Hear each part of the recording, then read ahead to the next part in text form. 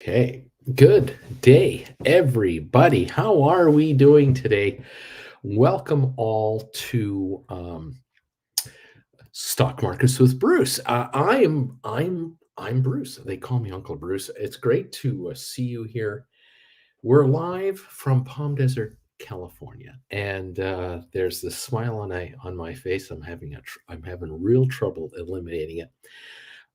It's great to see you folks. Thank you, all of you out there who reached out to Jen and I starting last Thursday night and Friday and on the weekend, letting us know that your thoughts are with us, hoping we have a good trip.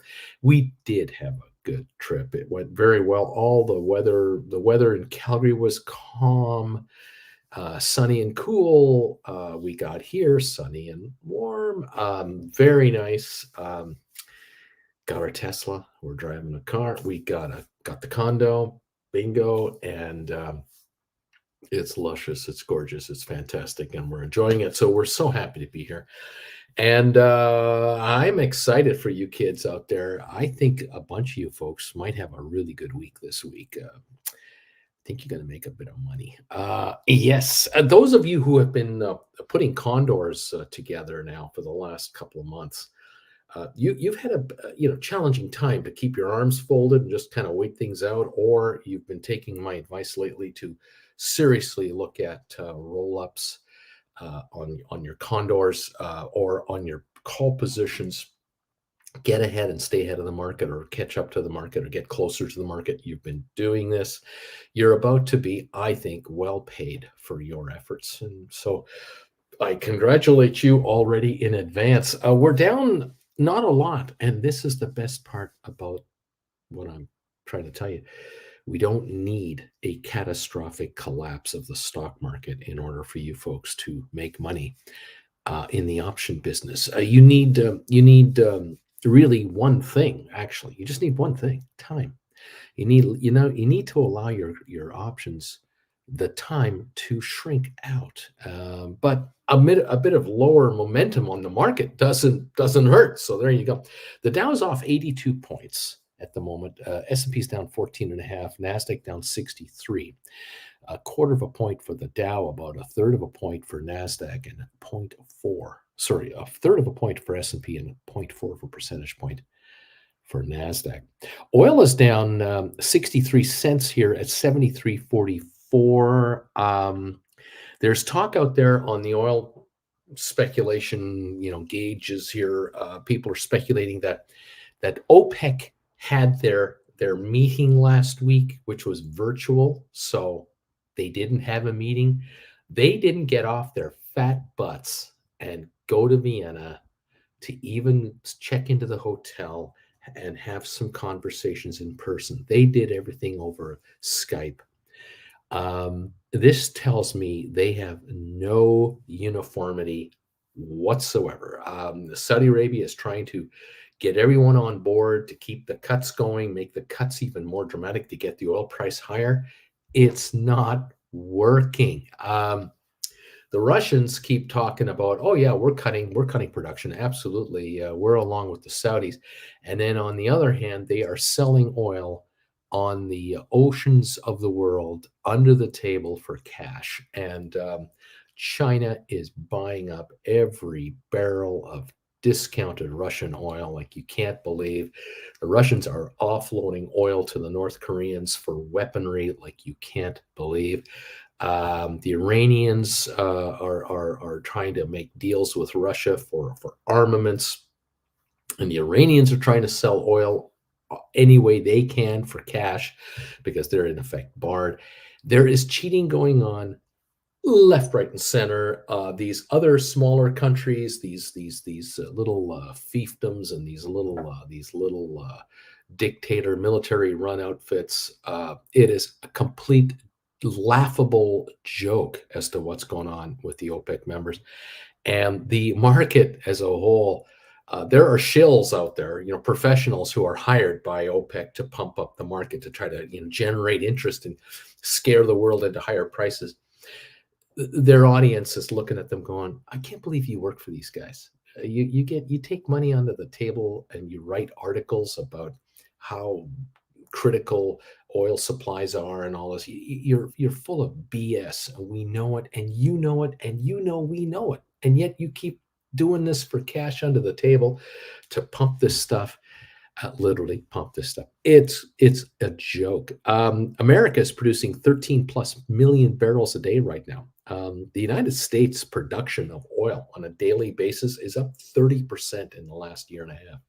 It's phenomenal. It's absolutely phenomenal amount of oil coming out of the ground, out of the Gulf of Mexico, Alaska, and elsewhere in the U.S. Canada, in Alberta, where I'm from, Western Canada, producing just nonstop. More would come into the United States if only environmentalists would allow it. But you know how that works. Interesting, fun times. The governments of Canada, the USA, and other governments are all addicted to oil profits. Um, Government of Canada on a Here's what I found. thank you. What the government of Canada generates in revenue to its federal coffers, and what the province of Alberta gets, and British Columbia and Saskatchewan, all these oil producing areas, Newfoundland and the east, it's many billions, hundreds of billions overall. It is huge. On the one hand, the country's addicted to the money. On the other hand, it's trying to get off of it. In the meantime, you've probably heard a little tidbit of news about the climate conference in Dubai that's going on. How the world is trying to get off coal, get out of the 1700s and get into the 22nd century. Not going too well. It's kind of going well, but it's not going well. The countries that have already gotten off of coal are pushing to stay off of coal.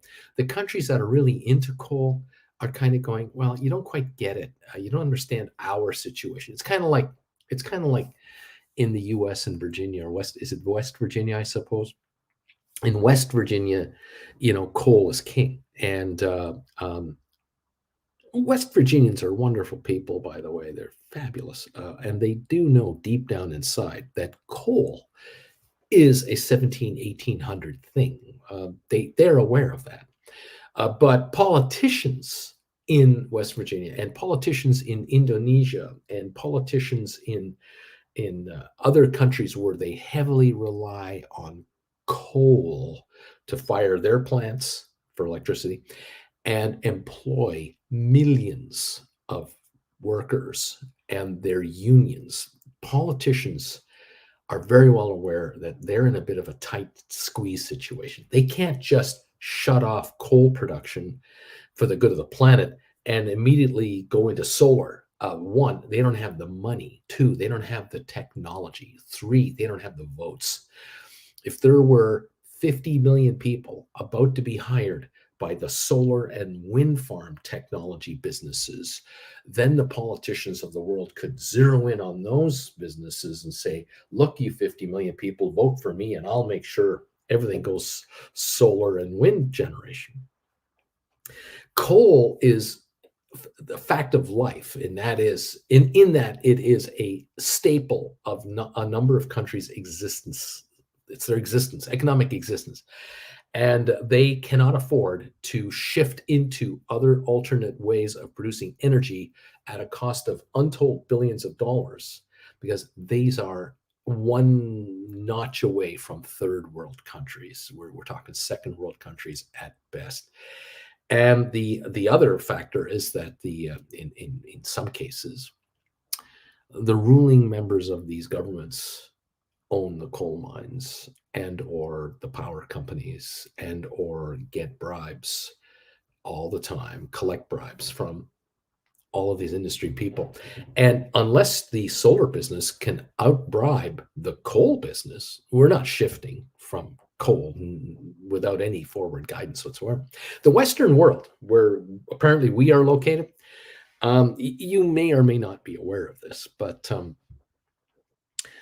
the G20 countries of the world, the big 20, which, two-thirds of the world economy, we subsidize the third world greatly to convince them to go over to clean energy. It's not like the United States and Canada and Britain and others aren't trying to get the world to go clean energy. We all are. The problem is we have to pay for it. You see, it comes down to it's a nasty little situation. We take advantage of the third world for their cheap labor prices.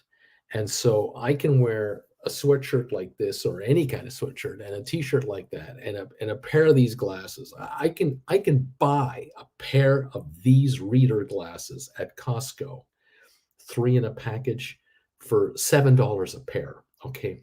$7 for this. This is not made in Illinois or in Ontario, Canada, or in Birmingham, England. Okay, these are produced in a third world country or a very low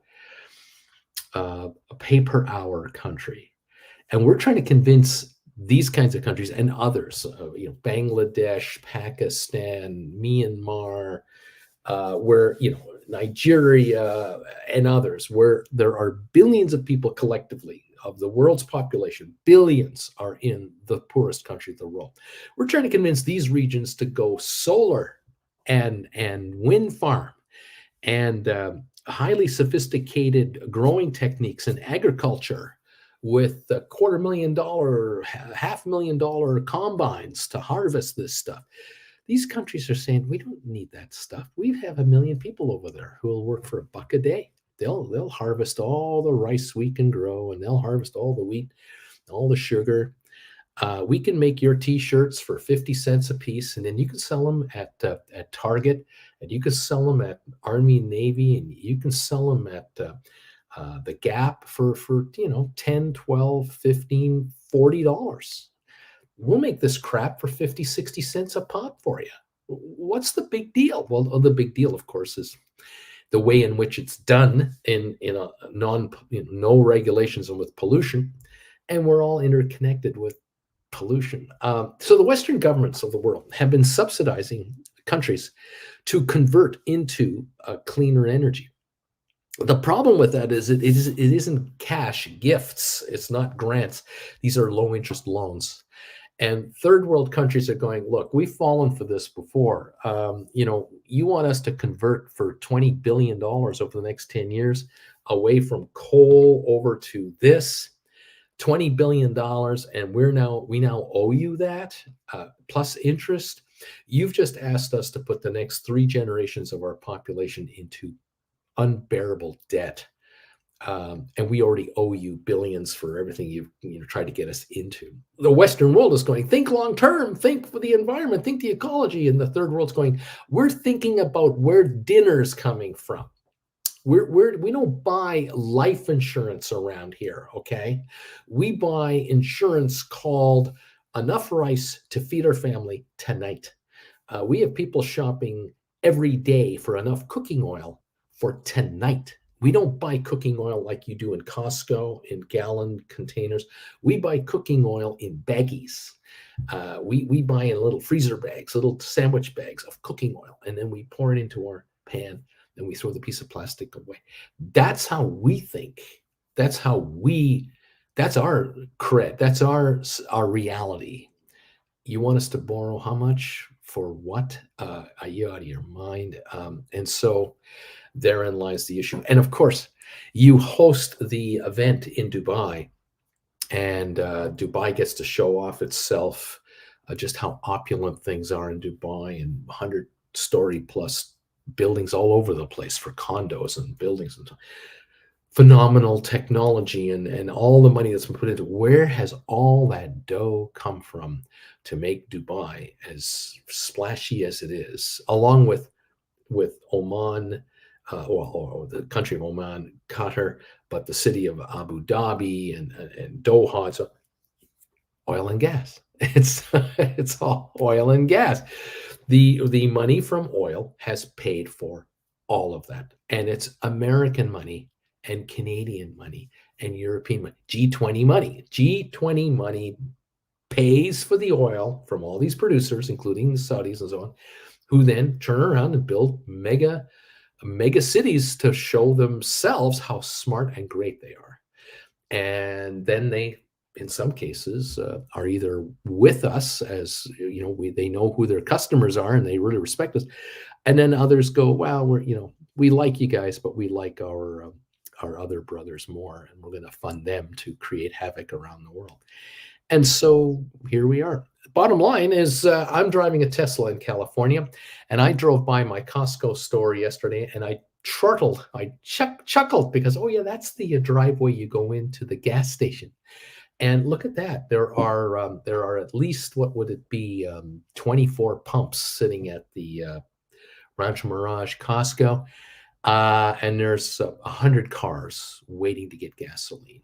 The 24 at the pumps and 72 more in line to buy gas. And it's a 20-minute ordeal by the time you get there. And by the time you get out of there, minimum 20 minutes. And Jen and I just drive past that in the little Tesla we're renting, and we go shopping. And there's more of us. Obviously, there's Teslas everywhere down here. I mean, Teslas everywhere. There are Rivians here, Lucids, all kinds of electric vehicles. There's Ford Mustangs and all that. And the Model Y is the number one selling car in the world. The Tesla Model Y is the number one selling vehicle on the planet for one brand name, one style of vehicle. Undeniable. And whether you believe in it or not, I don't care. Neither does Tesla. Tesla's selling these worldwide, and they're selling very well. And hey, around here at $5 a gallon, I'm going, thank you very much. I haven't driven much this weekend. I think Jen and I put about 60 miles on our vehicle, but we figure, we didn't burn 3 or 4 gallons of gas this weekend. And that's $15-20 we didn't spend in gasoline. We just plug it in the garage here, and it's included in our rent. Thank you very much. Love it. All right. Welcome to the party, everybody. A couple of things also. By the way, the Dow's now down 120 as we're coming closer to opening. We're down 22 on S&P. We're down 100 on NASDAQ. So we're 2/3 of a point on NASDAQ, lower, half a point on S&P, and 1/3 of a point on the Dow. Alaska Airlines has agreed to buy Hawaiian Airlines. All cash deal. Apparently, it's $1.9 billion plus debt. Will still mean that Alaska is the 5th largest airline in America, if I am not mistaken. Spotify has announced a 3rd layoff this year, 17% more people being let go at Spotify. There's talk about the auto industry. GM came up with an announcement last Wednesday, Thursday. I talked about it. I called for the reality is, I said that it's time for General Motors to replace all of its senior management, the leadership, because they've given up. They've given up trying to compete in the electric field. They've decided to do a stock buyback. To rather than put $10 billion into the business, they're going to put $10 billion into the stock. They've increased the dividend by 33%. And they've made senior management richer because senior management gets the biggest stock options as compensation versus anybody else. The union members get, $2 an hour more in cash. The senior management get, a $10 bump in the stock price on millions of shares or whatever the number is. It's millions, tens of millions for them and a couple thousand a year for workers. At the end of the day, the workers, unfortunately, are going to be building vehicles that are totally reliant on the American appetite and Canadian appetite, North American appetite for gasoline vehicles with maybe hybrids. The electric side, the GM is not leading the way. They are reluctantly following in line. And Ford is doing virtually the same thing. They talk the talk, but they are not walking the walk. Tesla is cleaning their butts without any doubt whatsoever. Tesla comes out with a Cybertruck on Thursday, Friday. And we know all about the truck. We've seen it, heard about it, blah, blah, blah. Look, the truck that Tesla is bringing out is not going to replace Joe, the contractor at the building site or renovating your house.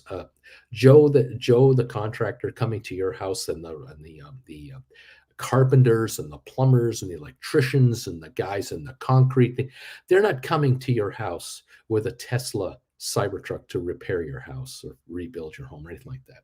No, The truck is going to be utilized by their kids. The cyber truck will be acquired by the 30 to 45-year-old who wants something that's kind of pickup like, but to drive around town, in the big city, in the burbs, to go clubbing with, to go to In and Out, to go to Wendy's, to go to McDonald's, to go on a date with.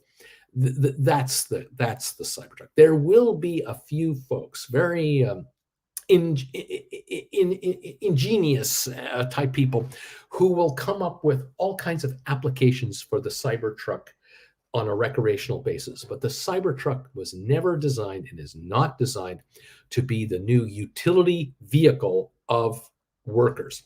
The utility vehicle of choice is a diesel powered, a turbo diesel powered, and maybe hybrid gas engine pickup truck if enough tax credits are handed over, built by GMC, Ford, and the folks at Chrysler or Stellantis. That's their money. That's where they make their money. And they are going to fund super PACs like you cannot believe under the table with zillions of dollars to make sure that every congressperson and every senator in Washington is just drowning in super PAC money from the auto industry to keep light trucks and heavy SUVs exactly where they are right now. And they're going to make it almost impossible for importers like Chinese manufacturers to bring anything in electronic to compete with this stuff. Tesla, they know there's no need for us to produce a truck for plumbers and carpenters, contractors. Screw that business. We're not going to make any money there. Why would we stoop down to the big three? Let them have that business. Good luck with all the state, clean air rules.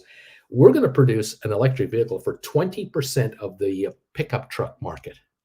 The 20% of the pickup truck market, where it's a weekend play vehicle. It's go to the grocery store with it, go to Home Depot and pick up a few pieces of whatever in the bed, put the kids in the back, and drive around like a maniac on the highway because it goes from 0 to 60 in 2.9 seconds.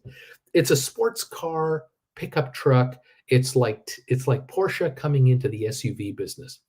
Porsche has no business whatsoever to be in the SUV business, but they are. Why? Because American consumers are so full of themselves to want to put premium gasoline in a high performance SUV that's $100,000+ because they're making a statement of how successful they are. It's not enough to show off how successful you are riding a Cadillac SUV. No, I'm one notch higher. I'm in the Land Rover department. I'm in the Porsche department. God bless America. And that's how much money there is in certain parts of North America. What can I say? It is what it is. Around here, money is being shown off on the wheels. And I will tell you that around here, there will be Tesla pickup trucks all over the place in not too long a time frame as every week goes by and they produce more and more and more. But you call a plumber for your backed up toilet, this person is not coming in a Tesla Cybertruck. They're coming in an F-150, an F-250, a Ram 1500, a Ram 2500, a GMC, whatever. That's what they're showing up with, not an electric vehicle. The next 5 years, Tesla will score billions of dollars in sales and profits from producing a 20% of the market pickup type truck. That's more of a toy than an actual utility unit. And that's just the way it is. And 10 years from now, we'll see what happens. I don't even know if I'll be conscious enough to know what's happening in 10 years from now. We'll see what's going on. Welcome all to the party. I find it amazing to me that there are people in Canada, for example, in Calgary, that drive around town in a Ford F-150, a GMC, a Chrysler Ram. They drive around town with a fully leather-clad, every option available under the sun pickup type truck, and they drop $125,000 on it to drive around town. To go, their big outing is Costco. That's their big outing. Oh, maybe Home Depot to buy uh, I don't know, a big container of salt that they spread on their driveway. I don't know. That's that's what $125,000 gets you in Canada and more. And it is so laughable from those of us on the outside looking at these folks, going, "My God, look at them line up at the gas station, $150 a tank to fill up the tank of this thing." It's they pull a trailer once a year in the summer for 2 weeks. They might pull a trailer in the winter to go snow ski-dooing, but that's almost non-existent. It's incredible, the waste, but when you got the money, it's good, and when you're in the first world, it's easy. And there are some folks out there who make way too much with way too little, but what can I say? It is the way it is. Those of you who are here, you're making money the other way. You're a casino saying, you want to gamble on the you want to gamble on Tesla, you want to gamble on Microsoft stock, you want to gamble on other shares. I tell you what, I really like SoFi. You say, you out there, I love Tesla, I love SoFi, I love GameStop, but I'm still going to let you gamble on stock I love. I'm going to make money on SoFi by letting you buy from me cash secured put contracts. Knock yourself out, because I love SoFi so much. I'm gonna write a $10 cash secured put on SoFi, and you can give me a bunch of money for it, which puts me on the hook to pay about $7 for the stock. No problem. I'm happy. I'm happy to give you that wager, because you wanna make the wager. I'm going to take the wager, because that's how I play. I take wagers. As an option writer, you don't make wagers. You take wagers. You're the bookie, and the bookies always win. The losers hang around bookies, going, "What should I bet on next?" Because the last one didn't work out. You folks are going to cash in handsomely, no matter what. If you want to own stock and write options against it, been done for decades by institutions and pension funds, hedge funds, and so on. Knock yourself out, join the party. If you want to just make money on options, but I don't know what to buy, Bruce. I really don't want to buy Tesla shares. I just want to make money off of Tesla shares from gamblers who are trying to guess where Tesla is going to go. Then you're going to become a cash secured put writer, or more than likely, most of you are going to become credit spread option players. And boy, is this easy or what? And affordable. For like $1,000, $2,000, $5,000, you can let people gamble on where Tesla's going, and you can benefit from it. I mean, geez, what a great game this is. I tell you, I'm blown away, because back in 79, 80, when I joined the business, this didn't really exist the way it exists now. Well, in principle, there were ways to play credit spreads, but practicality, it didn't exist. I mean, back in the day when I had a full head of hair and I looked like, Hugh Grant with that phenomenal hairdo. Wait a minute, I never looked like Hugh Grant. Never mind. I had a forehead back then too. In any event, back when I was in my 20s, if you wanted to call me up and say, "Bruce, you're my broker. I want you to be my man. Look, I want to do option trading." I would say, "Oh yeah, great. What do you have in mind?" And you would say to me, "I want to do an iron condor." And I'd go, "What's an iron condor?" I'd figure that out. 4 positions in one trade, 2 calls, write a call, buy a call, write a put, buy a put. I'd say, "Oh, condor. Oh, okay. Let me figure this out. If you want to buy one contract and write a contract on the call side, and the same on the put side, we're talking a minimum of $25 commission per contract to create a condor. That's a $100 commission to get into the trade. You want to get out of you want to buy them all back? It's $100 on the way out, $25 a contract.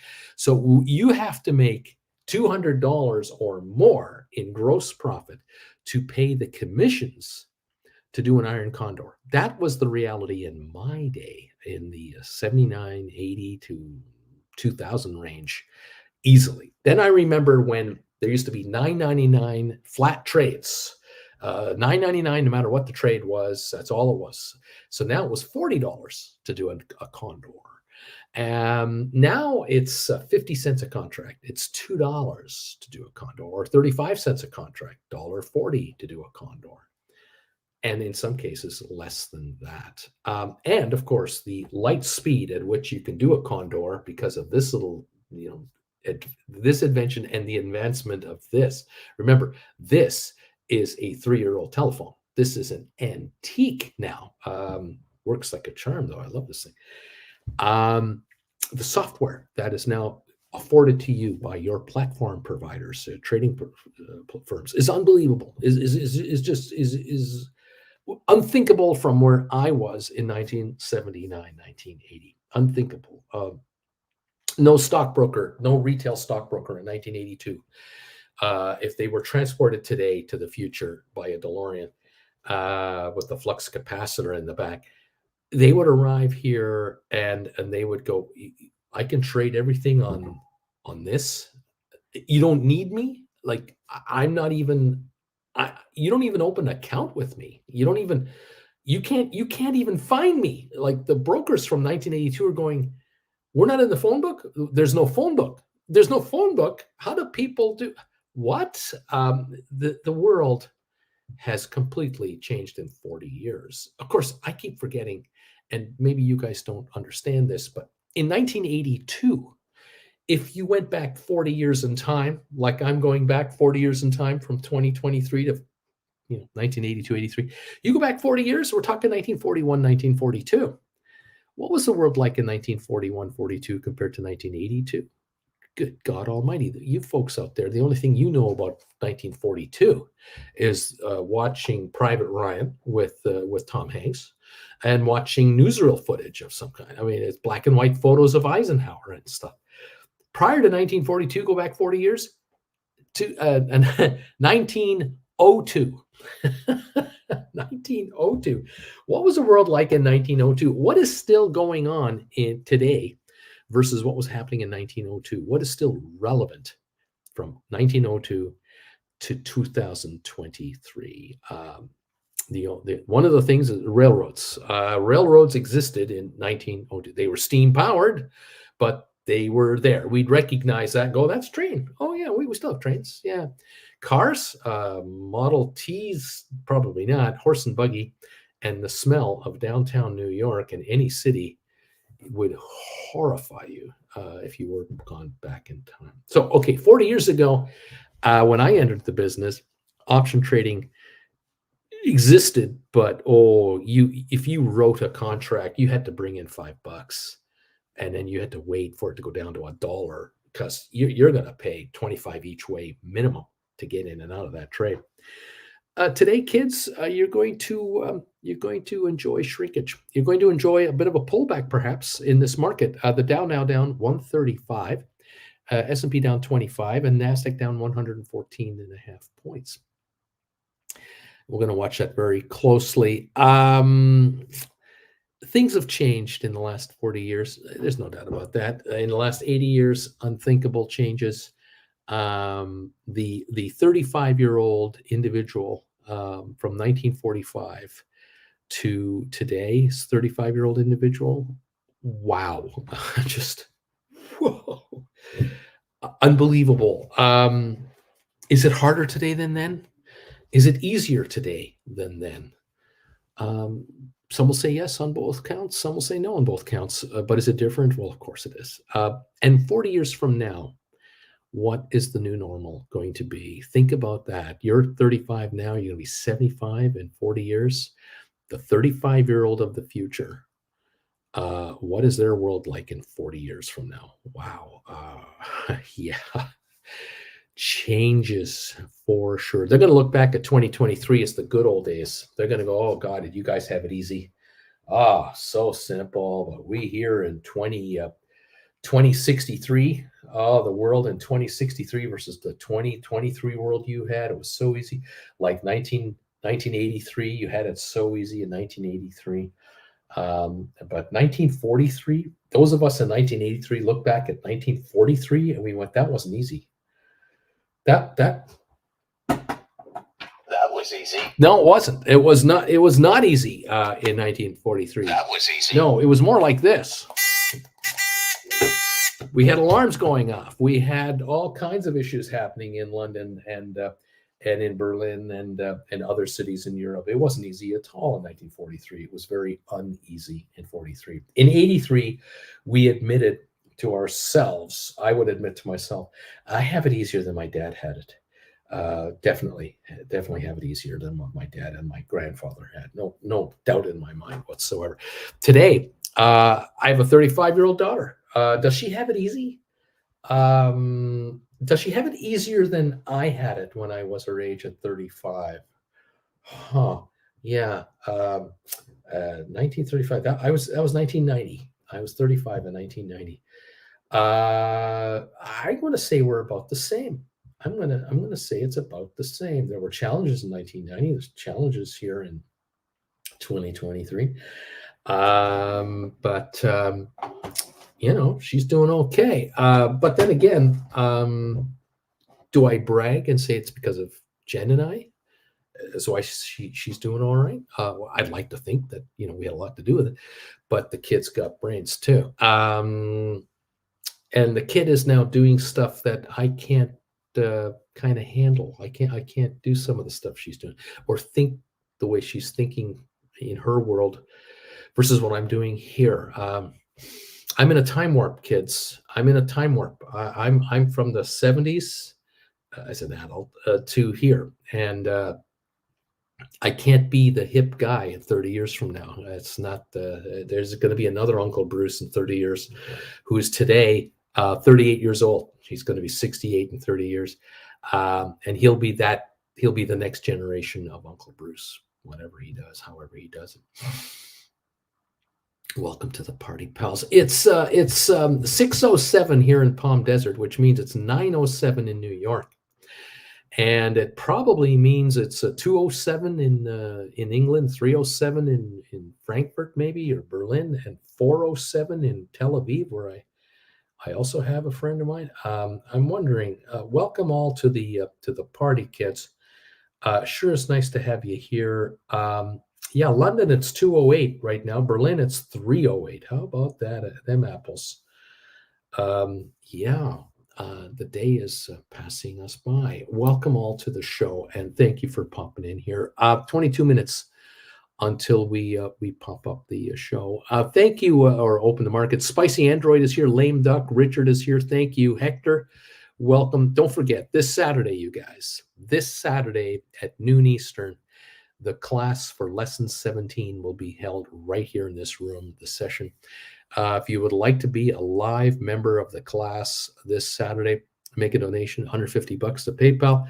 The link is down below. Send me an email, sent to brucefarmer@hotmail.com, saying, Uncle Bruce, I'd like to attend the class. I've just sent you $150 through PayPal. And I'm definitely in to win, and make sure that the link you're sending to the private telecast comes to my email that I'm providing you. Thank you all for those of you who have already signed up. You know who you are. It's the regulars. The regulars are signing up. The most successful option writers on this channel seem to be the ones that, generally speaking, attend live classes each and every time. And they're the ones who let me know in no uncertain terms, oh, have you made a difference in my life? Thank you for those of you who send me these kinds of messages to let us know how you're doing. It is absolutely thrilling to get these kinds of messages from you. It just proves to us we're on the right track together. And well, welcome to the party. Hector, thank you. Walter, how are you doing? Thank you for these thumbs ups, you guys. Lucas, you guys, Walter Young, thank you, Luca. White Feathers here. Robert Benson is here. How are you all? Splair, how you doing there, pal? Way to go. Who else is here? G and G Polaroid is here. 13. Come on, Sofi, salute from an Italian in Copenhagen. Right on. Ricardo's here. Get that money, lurker. BZ is here. Welcome, comical name. Welcome to Splayer, of course.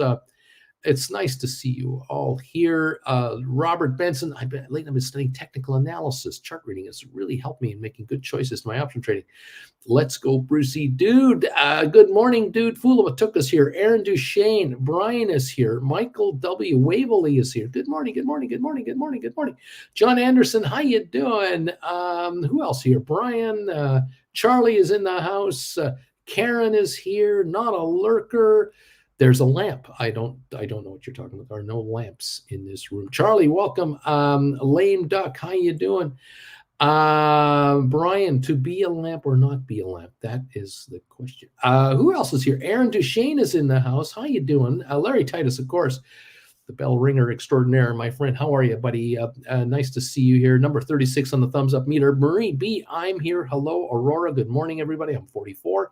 JJ, good morning, all. Amy, I think I'm thumbs up 46. Thank you guys for these thumbs ups. Deep value options. I think I'm number 43, baby.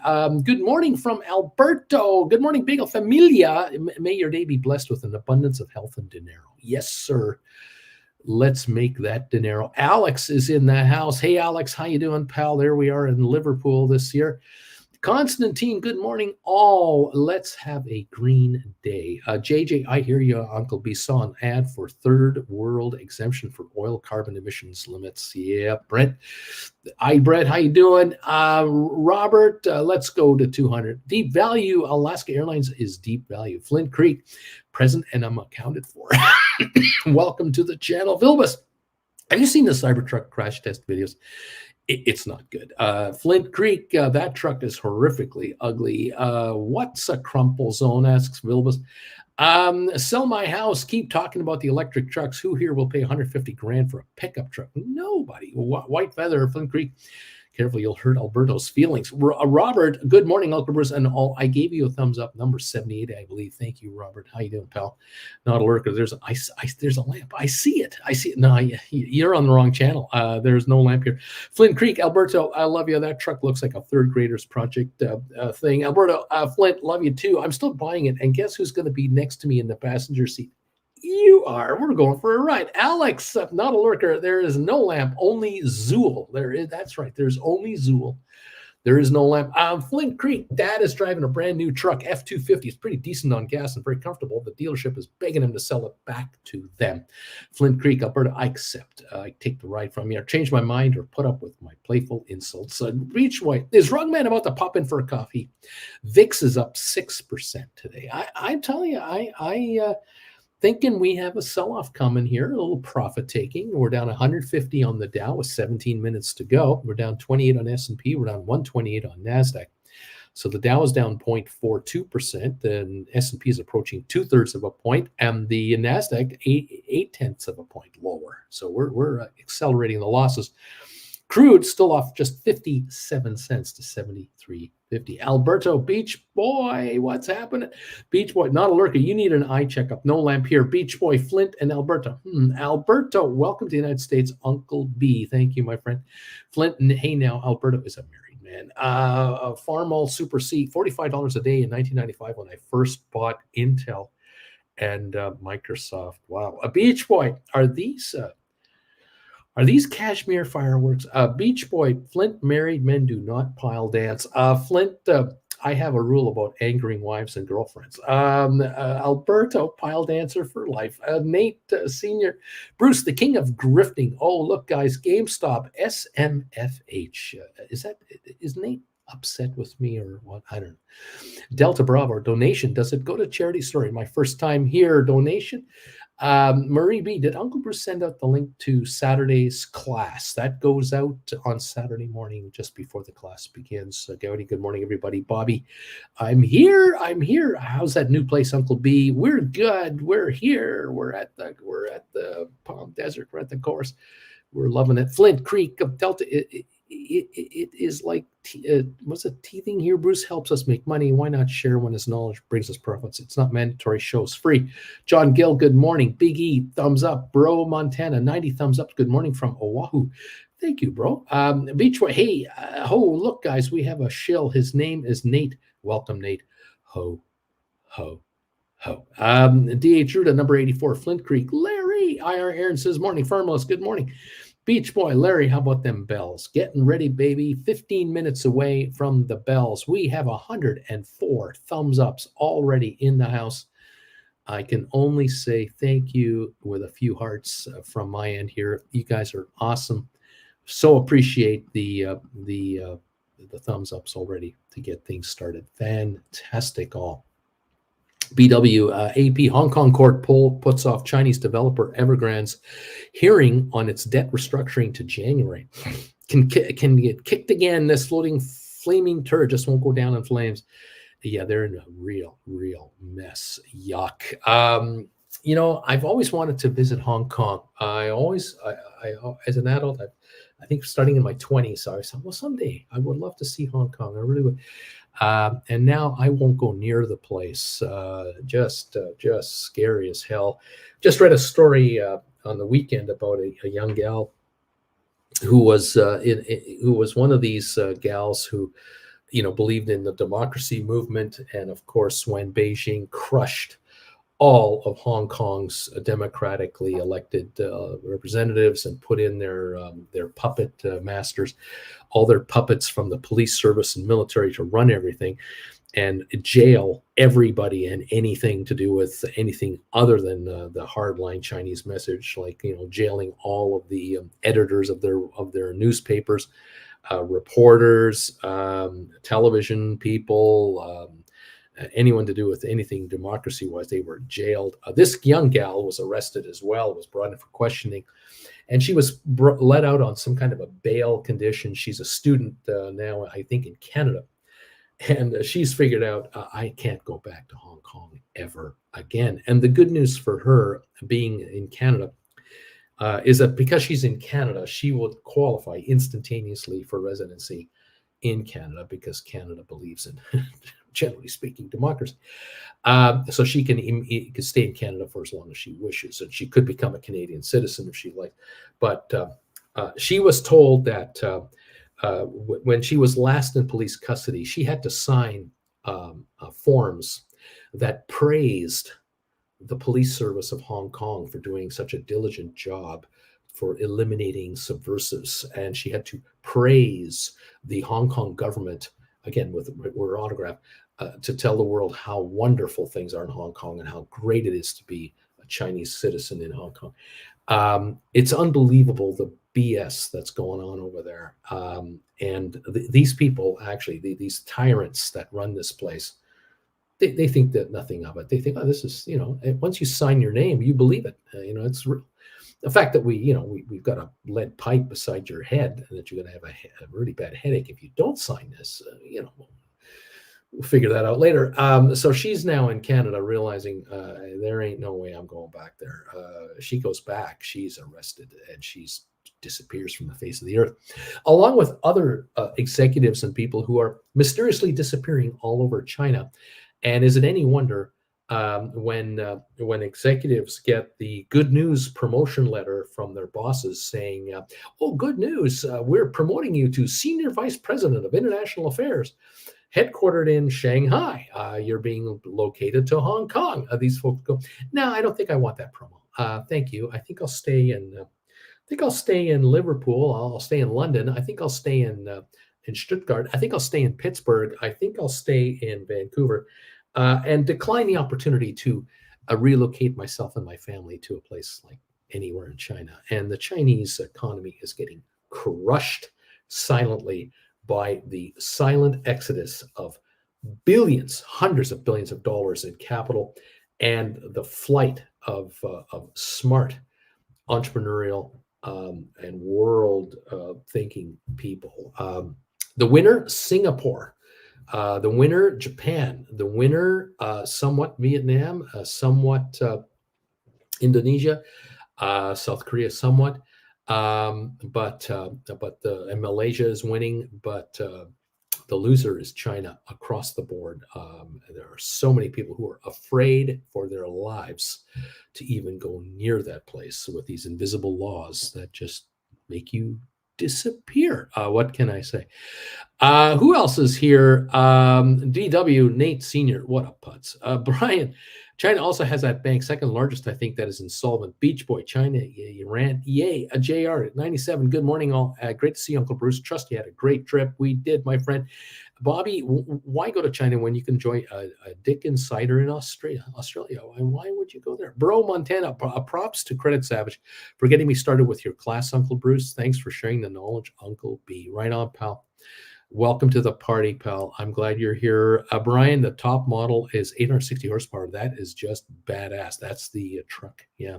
Some pretty good videos out about the truck showing the rear steering area as well, how to get around tight corners and stuff, the handling. Quite sophisticated drive-by, steer-by-wire technology. Unbelievable. I mean, there are advancements in that truck that will find their way into many other vehicles across other brands and Tesla. It's a game changer from a technological point of view. That's what it is. Is it the new pickup truck for the average family in America? No, never was advertised at that. Never will be that. But for the top 20 percentile of the market, it's going to kick ass. This truck is going to outsell all other top brand trucks. So forget about getting the high end expensive pickup truck from any other brand. Those folks are going to mostly head Tesla's way. That's where it's going. That's what I see happening. The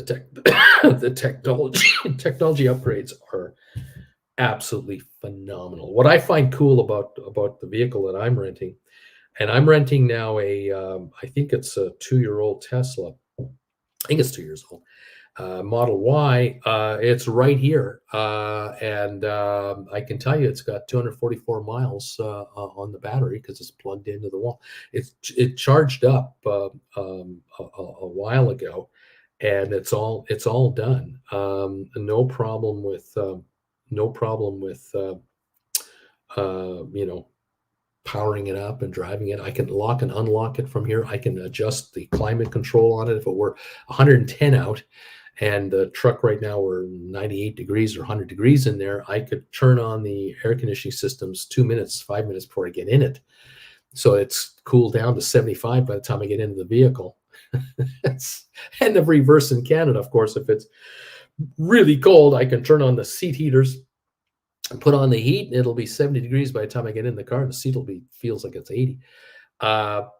Phenomenal. Now, gasoline vehicles are kind of in that area, but they're not, because you have to turn on the engines to do that. And if you're inside a garage, you don't turn on a diesel-powered pickup truck or gasoline. Or if you're in your driveway, do you really want to start your pickup truck in an area where it might get stolen?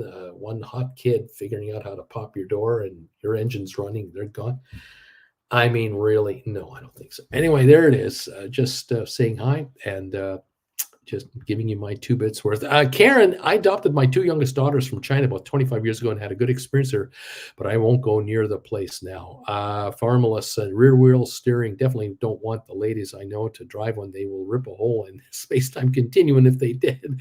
Beach Boy, welcome, Bro Montana. An honor and a pleasure to have Credits family joining this crazy bagel pack.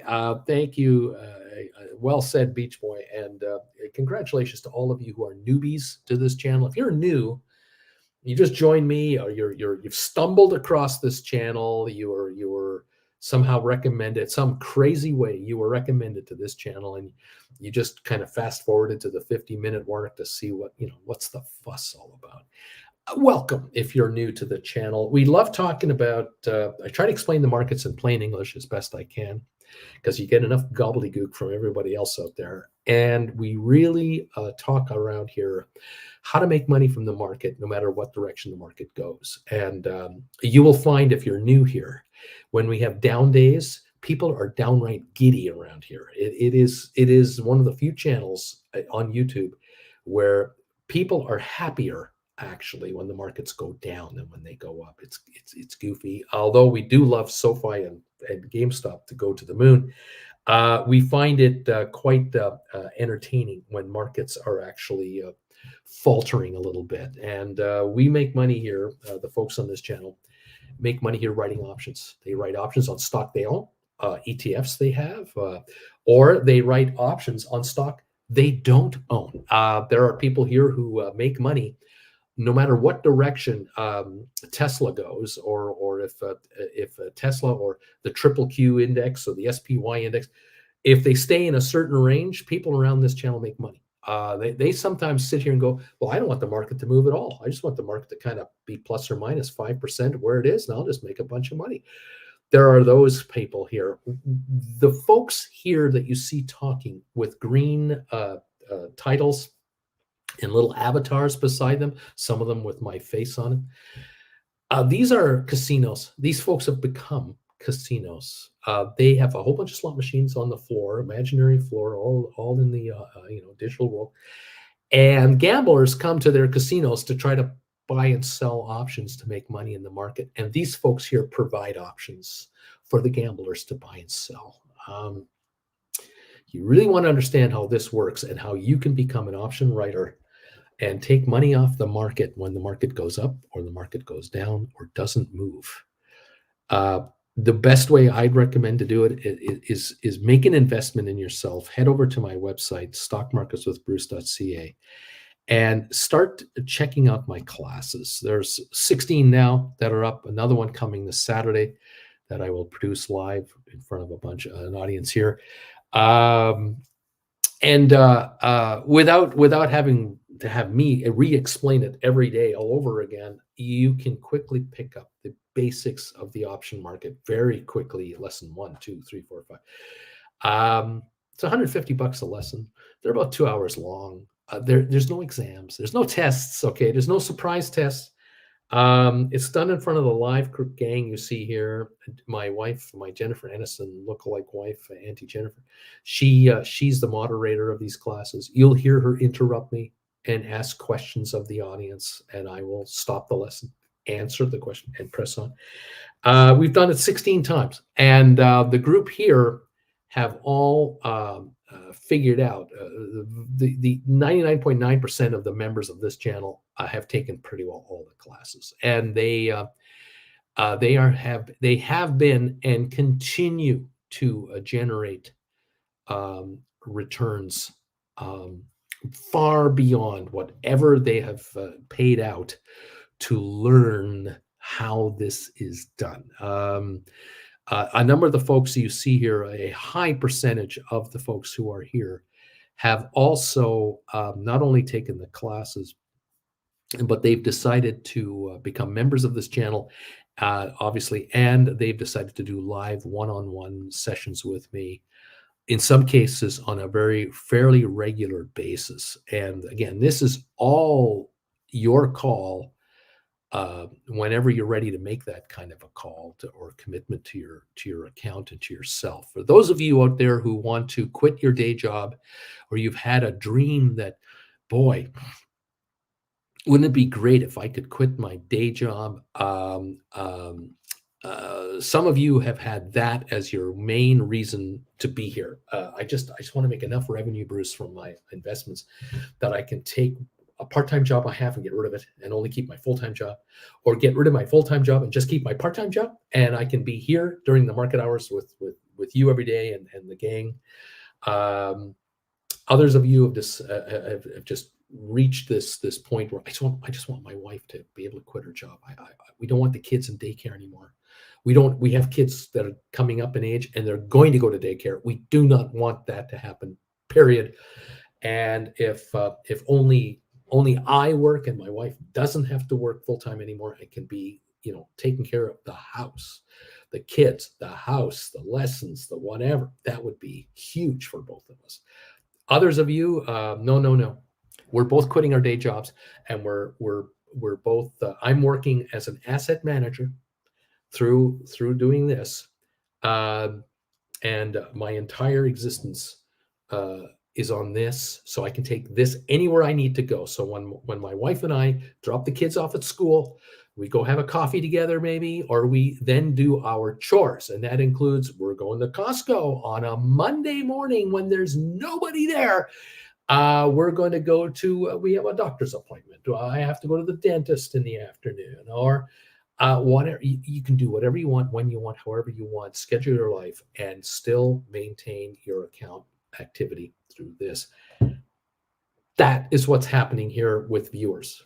If you're new here, that is what a lot of viewers are striving for here. And then there are the viewers who find me in their 50s and 60s who are saying, I cannot retire comfortably in the next 3 to 5 years as I had thought, the way things are going with my accounts, or my company pension plan is bogus, or whatever investments I made with wealth advisors over the last 5 years are not paying off like I thought they would. I am hundreds of thousands of dollars short of my ultimate goal to retire on.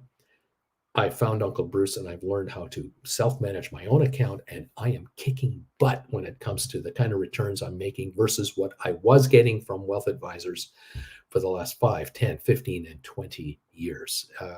The shocking reality comes to people when they realize, good Lord Almighty, they're making me 4, 6, 8% and tell me how well I'm doing. I'm making 20, 30, and 40% on a mega conservative basis using the techniques of option writing here. Why didn't I do this 10 years ago? Bruce, where the hell were you in 1995, 2005, 2015? Good God, why weren't you on the air way back when? That's what we do.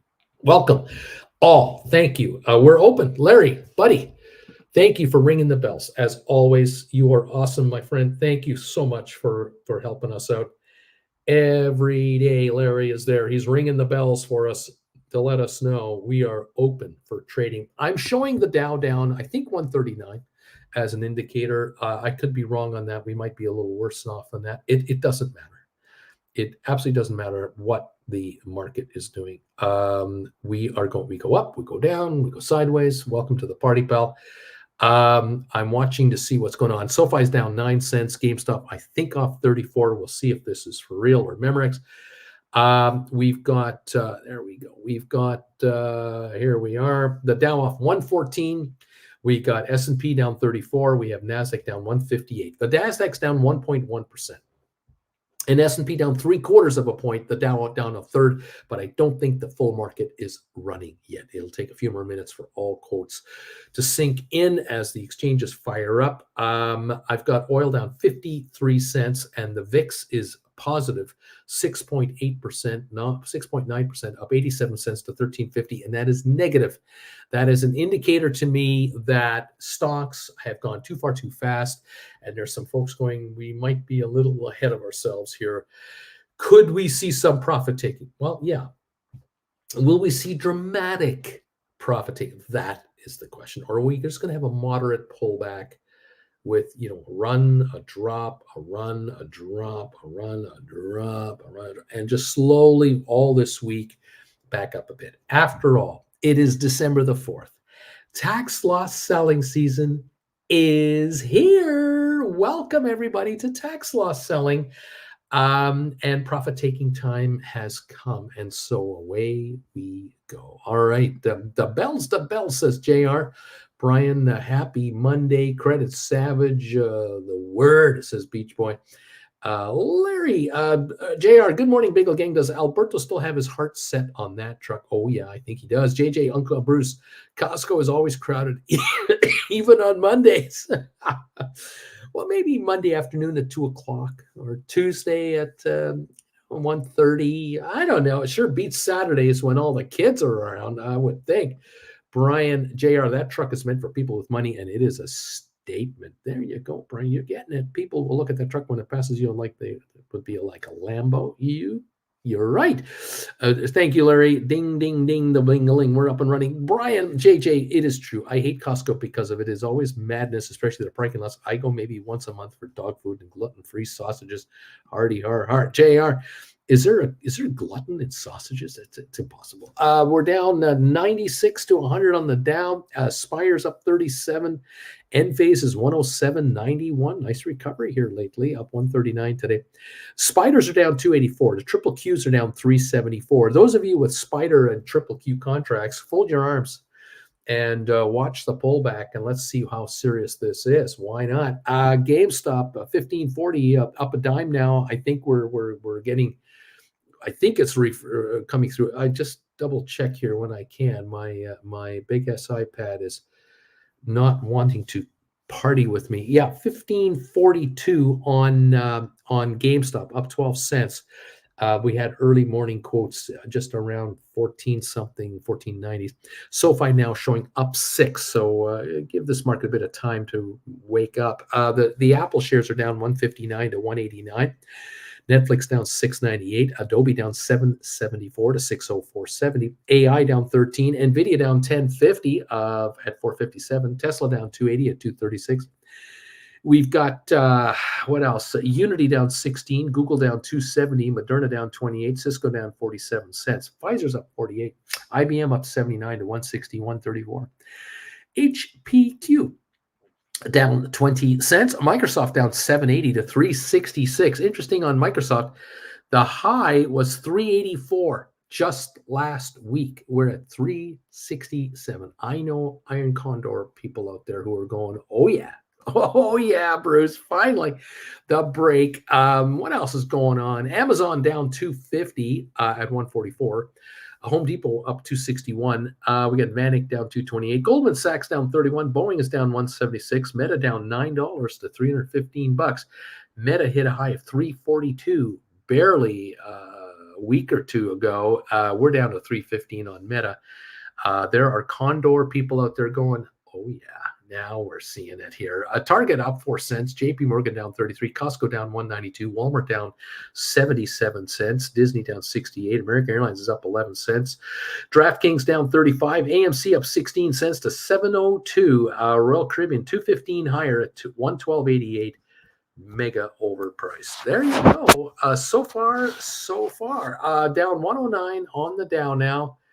As we are just waking up and getting going. SoFi up 14, GameStop up 13. GameStop Wednesday after the close, their earnings come out. They will release earnings. And SoFi, we are hearing, I am hearing more and more and more about SoFi. I'm hearing now about Waverly Go, SoFi Go. Kathy Woods, her funds are steadily buying up SoFi shares, just hundreds of thousands every week or two, and they announce we bought more. We know Noto, the CEO himself, he's buying the stock. We know of other hedge funds, millionaire hedge fund operators, billion-dollar hedge fund operators buying up SoFi stock without any fanfare. There's no fancy announcements, nothing splashy. We're 798. We're about to break $8. There it is, $8 on SoFi right now. 804 for the high of the session already. 4.4 million in 8 minutes. So SoFi is back to 8 from the 640, 50, 60 range. There's a ton of long-term smart money buying up SoFi, and this is not new. This didn't happen last week. This has been ongoing. I've been trying to let you in on it. And those, again, who are new to this channel, we love SoFi. And I just do not believe that a year from now, SoFi is going to be anywhere near prices that we see here. There's not a chance in hell. GameStop up 44 cents. The word is, as best as I can see it, that the cost cutting that was instituted well over a year and a bit ago, year and a half now, they started cost cutting when it wasn't fashionable to do so. The Wall Street didn't kick into layoffs and buyouts until about a year ago. GameStop was 6-8 months ahead of the street. Ryan Cohen, the CEO of this company, the largest shareholder of this company, who now is the chairman of the board, the CEO, this guy, through his team, has eviscerated the high-end staff, the high-end paid staff of this company. This company's staff costs have plummeted millions and millions and millions of dollars per month. It has really become noticeable lately in that their margins are surging higher. Their actual profit margins are surging. They've closed unprofitable stores. They've reconfigured their entire middle management scenario. They have really changed this company out. I am convinced that with the 1.2 billion in cash they're sitting on, they're hauling in 60 million in interest a year already on that, and they're making money on their operations. I think this company makes money. And for the last 9 months, we have seen the company lose like $5 million for the last 9 months. This Wednesday night, we find out the latest quarter, and we can then actually see for the last 12-month period, how are they really doing here? Is this happening? And I don't think they've topped out yet. I believe the next 3 quarters will really reflect the cost cutting. Because when you cost cut staff, you have to cut severance checks and you have to eat the bullet first. And then you get the savings over time. And we're only just entering that in the last 3 to 6 months and next 6 months. So GameStop's nets, I think, are going to really pick up. They do not need a 10% increase in sales. They don't.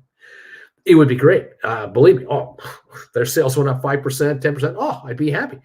But with inflation and the cost of their costs having been dropped dramatically, inflation getting them higher prices, higher revenues, and lower costs at the same time, I think the spread is going to be noticeable.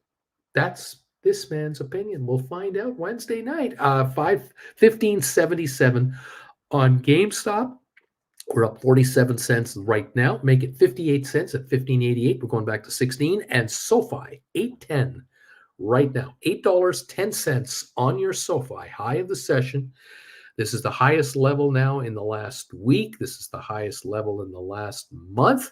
And if our friends at SoFi were to break 817, we'd break the highs of November the 2nd. If we were to break $8.59, it would be the highest since October 11th. And if the stock were to bust 907, that would be the highest level since September 15. So SoFi is running higher on 6.2 million shares now so far this morning, trading very actively. GameStop volume 1.7 million in the first 12 minutes. And we're running at 15.92 with a 15.94 high. It looks like 16 is just about to be eviscerated. And we'll try to run to 17 again, which we had just a few days ago. 15.92. SoFi again, 814. The high of the day of 817 here, up 31 cents, 6.6 million, pushing 7 million volume. The Dow still off, down 64 points. We've got S&P down 25, NASDAQ down 133. NASDAQ has the most to lose because it's gained the most. S&P, we'll see, down half a percentage point right now. Oil down 54 cents a barrel. JR says, the best time to go to Costco? Around 10 a.m. when it first opens. The geriatric crowd is there, so slow walking, but it's less crowded. JR, SoFi headed north. Go SoFi, says JR. Brian, JR, yes, usually wheat or filling, sort of like when you make homemade burgers, you use breadcrumbs. We're talking about gluten sausages. What's going on? Uncle Bruce, it is glue. 10-free gluten is only one of the 7 deadly sins. I don't care. JR, maybe break 8 today. It's happening. Flint, holy smokes, SoFi, go, baby. Brian, BW, Gluttony, BW, preach, baby, preach. Waverly, hot knife through soft butter. Flint Creek, get on up now. SoFi above 8, says Brian. 816 kids, JR, and it breaks $8. Yay, Bobby, SoFi breaks 8. Brian, Uncle Bruce, I believe ARK has at least 1.5 million of SoFi. She's also bought a bunch of Robinhood, though. Yeah, she's looking for money. Brian, GameStop up 3%. JR got a January 2026 cash secured put, doing very well today. Thank you, Uncle Bruce. JJ, I'm writing on SoFi once his baby hits 888. BW, heat map is still showing deep red, so do not trust the first hour of markets. Let this settle out. And today is an option assignment day for the next week's in the money options, so that doesn't add up. Whatever. Flint, I am making money. It's very noisy when this happens. JR, look at that SoFi green.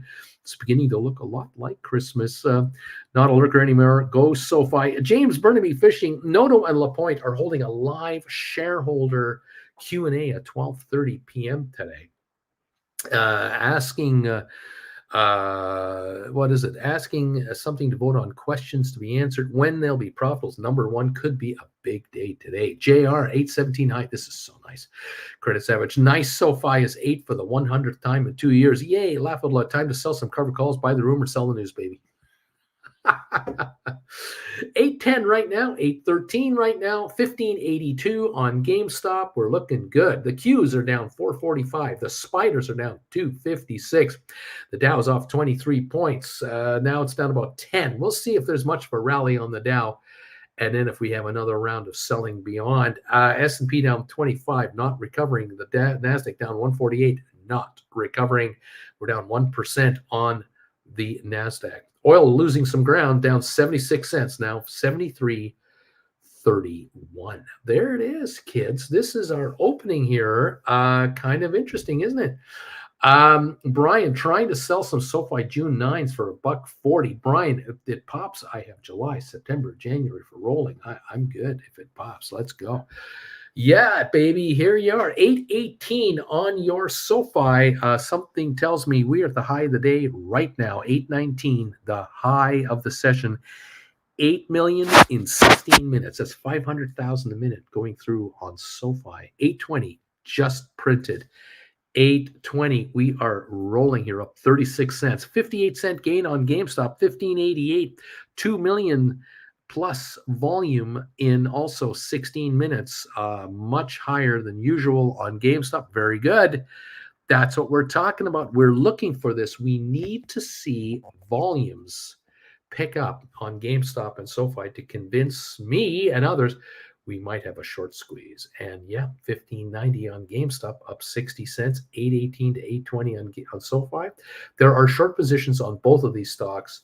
Ridiculously high, and not just what is declared short, but the synthetic shorts are massive. SoFi and GameStop put contracts that have been written over the last number of months, and of course the derivatives market, the black hole of mystery over there.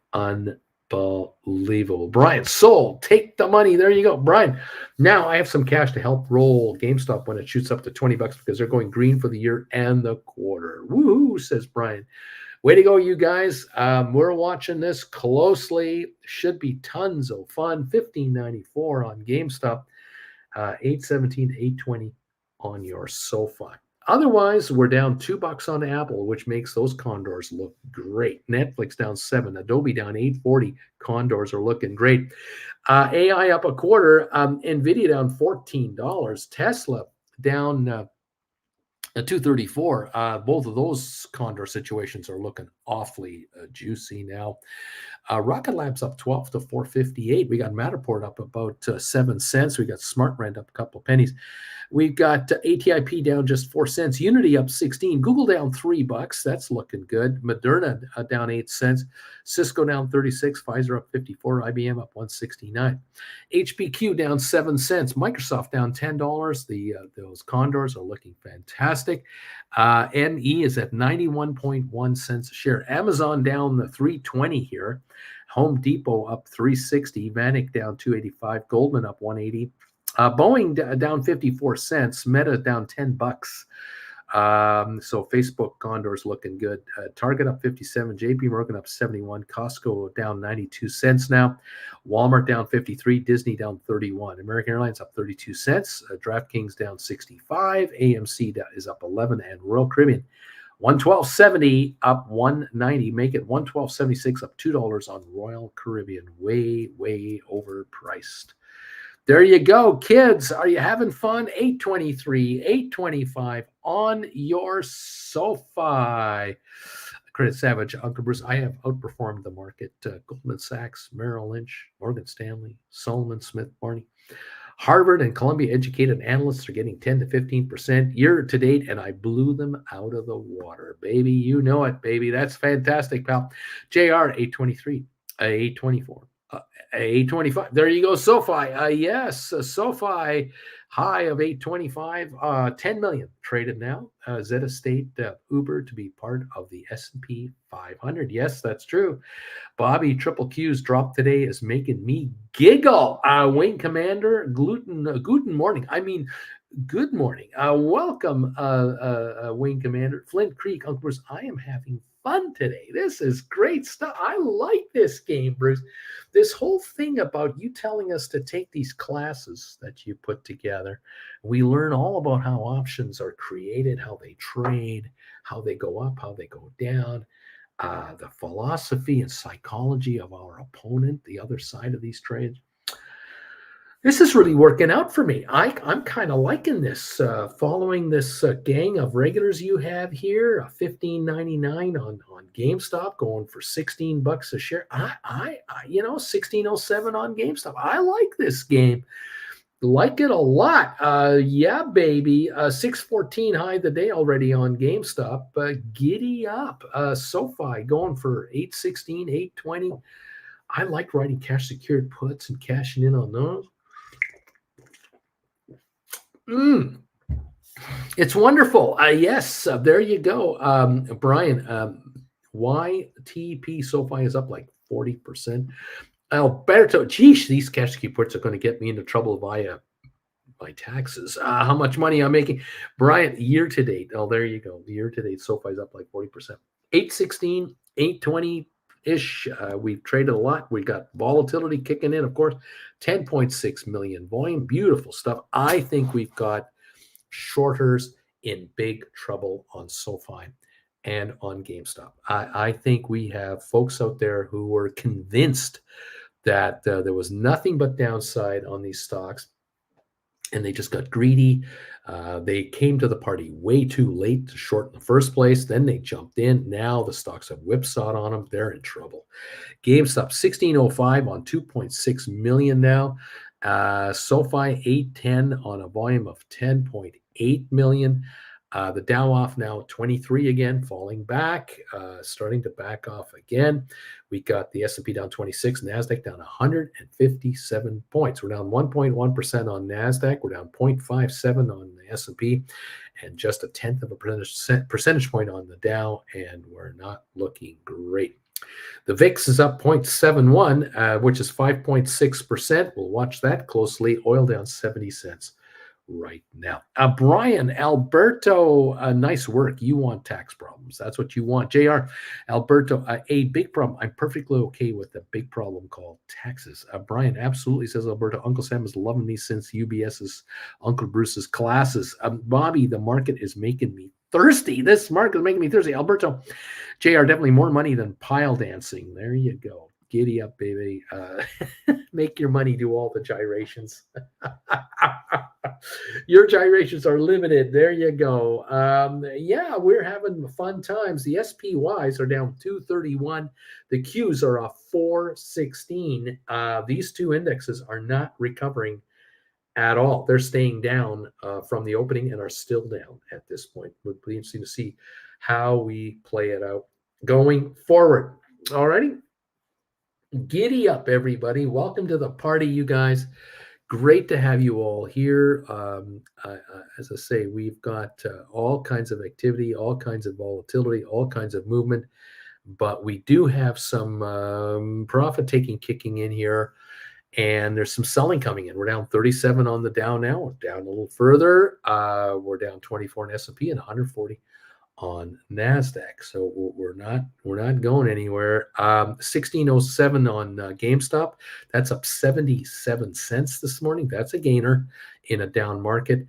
803 ish on SoFi with a high already of 824 on a spike. 11.5 million volume. I am certain on the SoFi now for 2 weeks now, for 2 weeks in a row. I think we have had forced buying coming in here where people have been bought in whether they want to or not. Brokerage firms have pushed people to buy up their SoFi because they're short. And we hit the 6-something level, back here just where we were 640 something, November 21 or something like that. 640 to 802. $1.60 gain on a 640 index or of stock. $1.60 on a 640 stock. Do the math.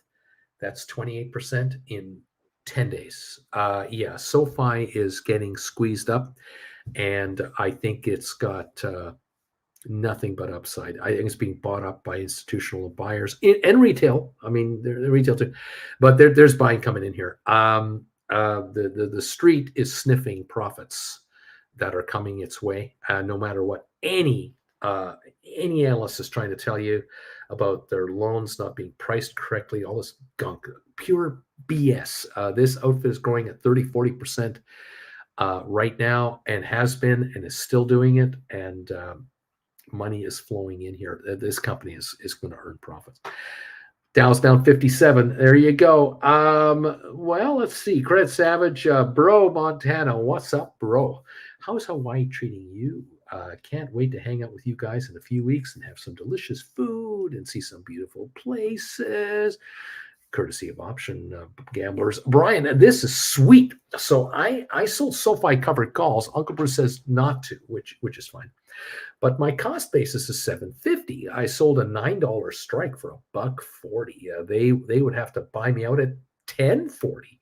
Worst case, I make $2.90 a share. Not a bad return on investment.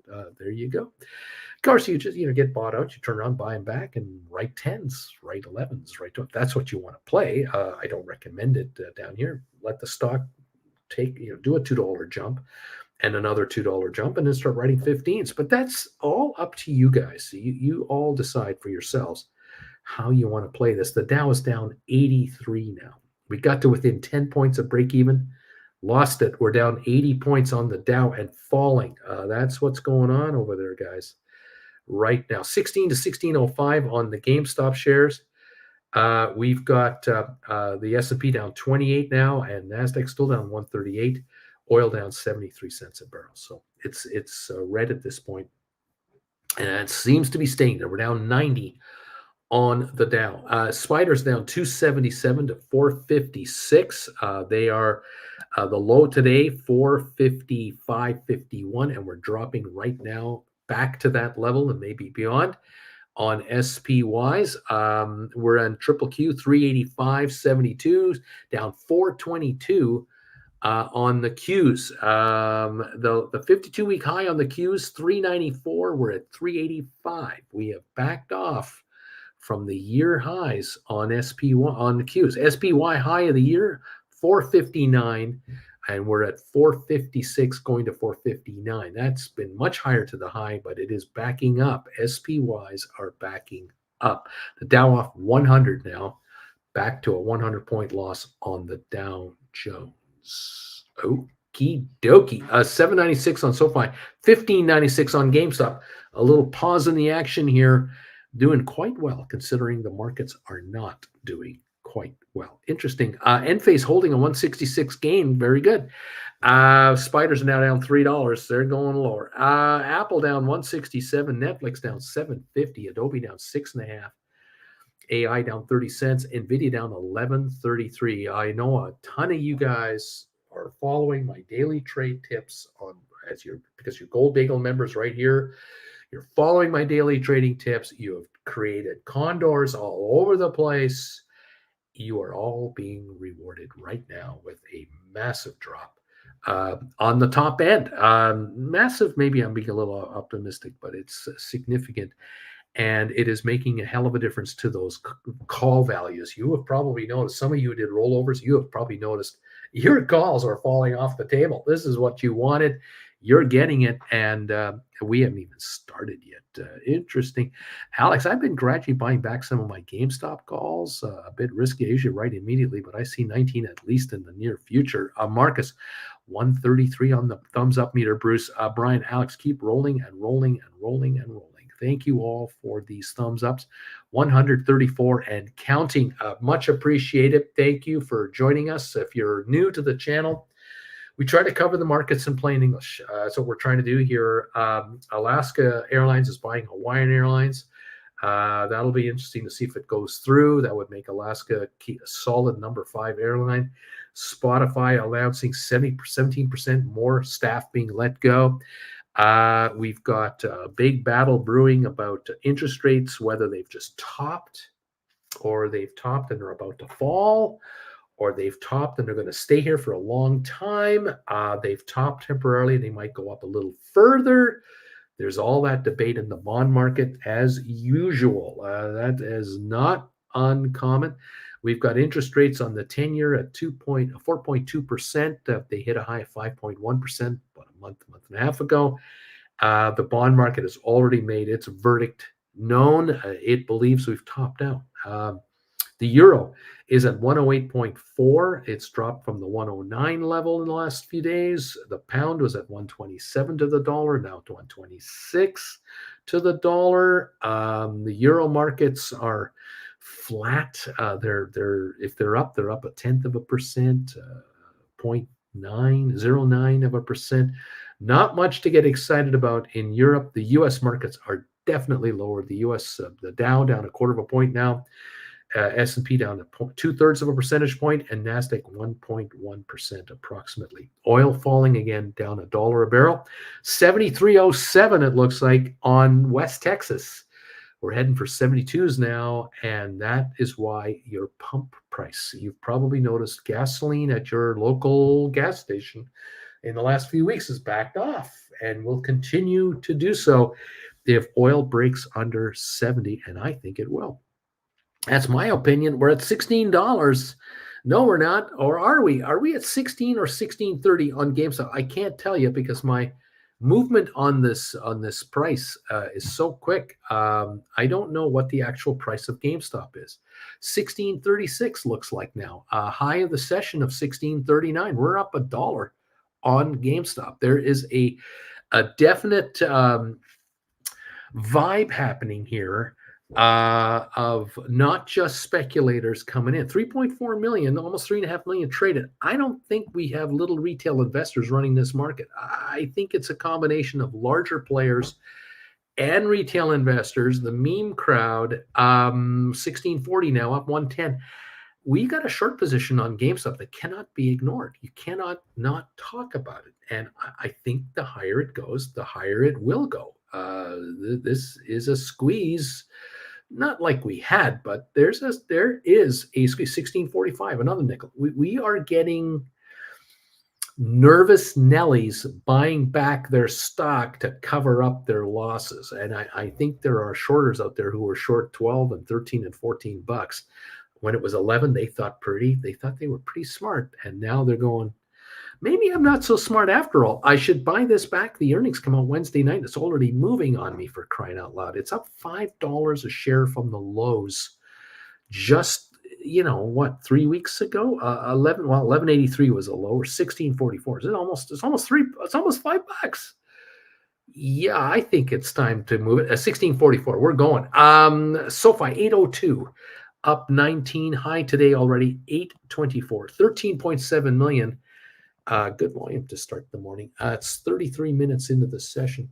Welcome, newbies, to the show. We love watching these stocks. We also love talking about writing options and earning shrinkage, or letting options. We sell them here and we watch them go down to here, and then we buy them back there. This is what's going on with a lot of my viewers. Shrinkage is really paying them nicely. There you go. Brian, I got $18 calls. Please go to 19. I dare you. White Feather, my Spider Iron Condors are flying high this morning. 455.79 on the Condors. On the SPY now. Brian, I am starting to sound like the credit savage of Wall Street. Not sure if this is a good thing or not. I'm a little confused here. Wing Commander, crossing my arms on my 360.70 Microsoft call spreads. 360.70 on Microsoft call spread. Microsoft sitting at where are we at right now? 365. We're down 895 this morning. Wing Commander, are those spreads coming your way? Oh yeah. Adobe 480.90 and 620.30 is where I'm at on my Condor on Adobe. So as long as Adobe sits somewhere between 480 and 630. I'm going to make money, good money. 607 on Condor. You're looking great, Wing Commander, right now. Let's see where the bottom is, asks or says Wing Commander. Brian, GameStop is almost up 7%. 1643 now, up 113. 1654 high of the day, 1648 right now. Beach Boy. Uncle Bruce, last Monday I wrote Enphase, June 21st, 90 cash secured puts for 1255. I just bought them back, 26% gains, 5 figures in 1 week. Christmas early, somebody. Well done, Beach Boy. Well done indeed. Scoring on cash secured puts time and again. Constantine, thumbs up 139. Sorry for the like button, Bruce. On the phone with Schwab. TD was much better. Thinkorswim is the only reason I am still with Schwab. Very interesting. Very interesting, kids. We're down 124 on the Dow Jones now. More pressure on the Dow. Let's see if I can refresh my sheet here a little bit. There we go. The Dow is at the moment down 120, 130. We're down 30 on S&P. We're going lower. We're down 135 on NASDAQ. Oil down 108, dropping again another 8 cents. Let's see where the bottom is. Oh, I love this. Well done all, and keep up the good work here. Taking money from the gamblers or just handing it to you. How can you not take it? Looks like we have waves. We have sell waves coming in to make the market go lower. We have buy waves coming in on GameStop and Sofi. Sell waves here, buy, sell wave. Very interesting. Of course, Sofi and GameStop are up because of projected earnings. That always helps. Whereas the markets, the overall big markets, are up because they went too high too fast. Of course, the reality is this: the investors out there, and again, I'm not criticizing any of my viewers. I'm not criticizing any of you out there, but the reality is simple. We live in an 8-second attention span world now. This is a fact. Okay, if you ever watch a movie on your television at home, I dare you to count 1,000, 2, 1,000, 3, 1,000. When there's a camera on an actor or two people talking to each other, you just sit there and in your mind go 1,000, 2, 1,000, and as soon as the angle changes, start again, and you will not hit 8 seconds. It will be impossible for most of a movie, most of a television show, a sitcom, a news report, a commercial, a football game, even NFL football. Like the camera showing the two lines at the line of scrimmage is there for 3-4 seconds, and then as soon as they hike the ball, they zero in on the quarterback, or there's another angle coming up. No 8-second attention span or longer on any of that. The world thinks that way on the markets now. The stock markets suffer from 8-second or less attention span investors as a gimmick. And you have to understand that there are people out there saying, I believe you, Bruce. I believe you, Bloomberg. I believe you, CNBC. I believe you, all these financial entities. I understand that rates have topped out for a while. And I understand that interest rates will drop later. And I understand there might be a slowdown in the U.S. economy. I'm totally with you guys. Okay, just tell me, however, what stock should I buy right now that's going to triple in price in the next 3 weeks? That's all I want to know.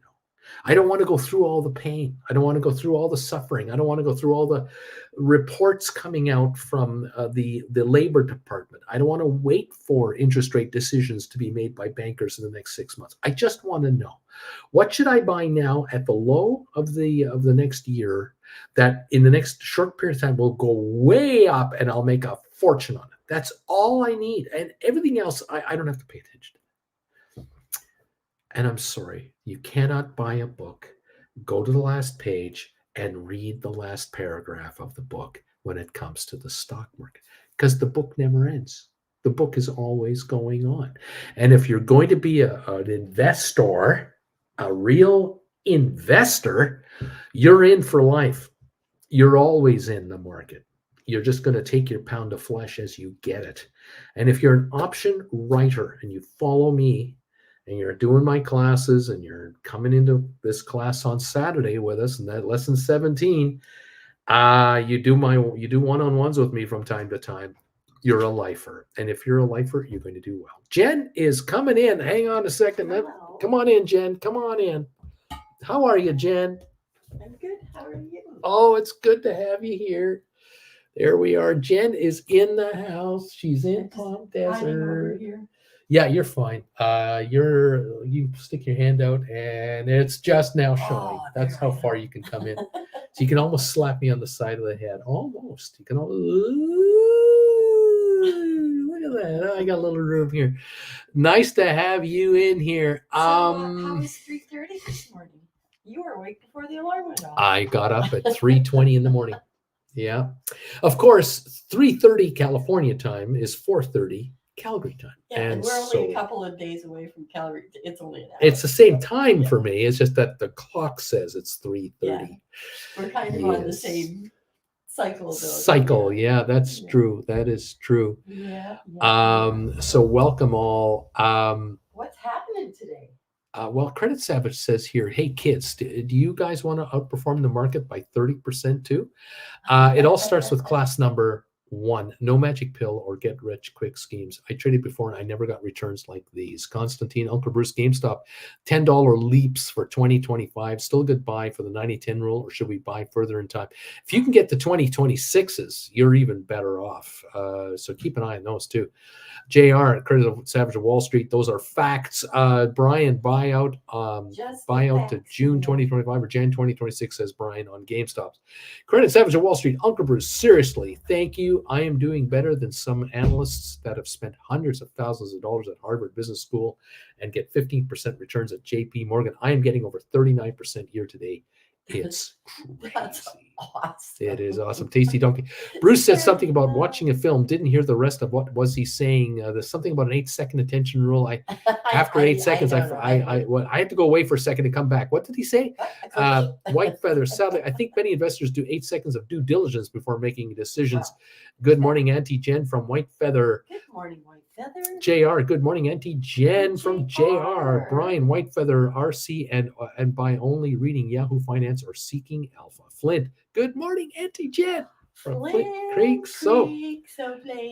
Credit Savage of Wall Street, and look at that. Boom, like a sniper, sold a Sofi Jan 19, $9 covered calls for 48 cents today on this pop. I just bought those back. I think he's working on a dishwasher. A 20% return in 10 minutes. You might be working on a dishwasher now.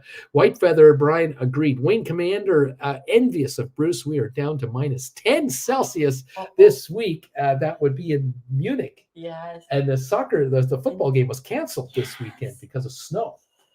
My Unbelievable. football game was delayed because of torrential rain. Now, we were in Munich as our last European city before we flew to Yes. Jersey.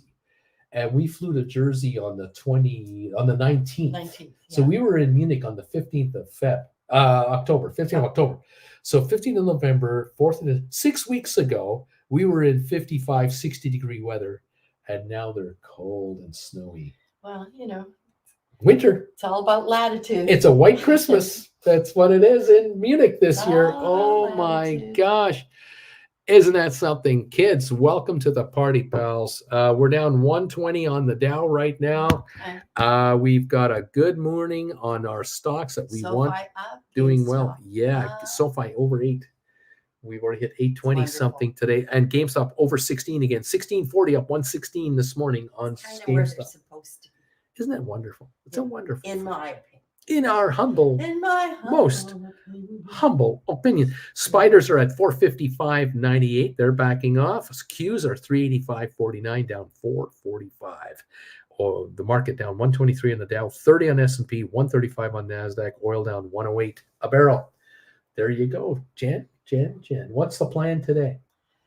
Laundry. Laundry. Got some laundry. Just trying to get the last of the wet dog smell because the carpets were wet. Yeah, we came in here on Friday, and we found out that this condo is this is nothing new for us. These condos were built in 1980, 85. This is an old. And this what would you call condo it, has like had a short shag. this condo has had work done to it, but not a lot. And the carpeting is ancient. It's a And short shag, so it holds on to the moisture. so they had the carpets cleaned on Thursday. We arrived on Friday, and so they're not dry yet because there aren't blowers all over the place to. No. So it took another day or two to really dry out, which has Yeah. been done, but it leaves a lingering Wet dog. carpet smell Wet around. hard bark for you Cerebus fans. You know what we're talking about. We're fine now. We're much better now, and we bought some lemons. And Does anybody out there know who Cerebus is? anybody know what Cerebus is out there? Anybody? Anyway, we're fine. That's what the carpet smelled like. We even came down here with dirty laundry. Believe it or not, we came down here with some dirty laundry because we have a Hey, washer and dryer. Got a Right? washer and dryer right there. Don't need any quarters for it. So yeah, Yeah. we'll take advantage of that. Yeah. It's all good. It's all good. It's all good. Grizzled seasoned Oh, veterans. seasoned, yeah. Grizzled Grizzled. veterans. Yeah, we're grizzly. Yeah. Oh, here we go. Here's something, Jen. You're gonna like this. Hang on a second. What's going on here? Okay, Cindy.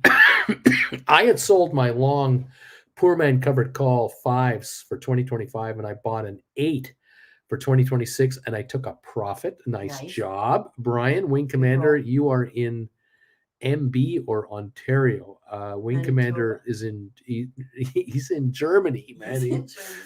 Cindy, on GameStop, I did this on GameStop. I figured, well done, dude. Good morning, Auntie Jen. Dude, Morning, dude. I'm rocking and rolling here. Brian, Cindy B, way to go. Thumbs up. Credit Savage says, Uncle Bruce, shopping list so far. Okay.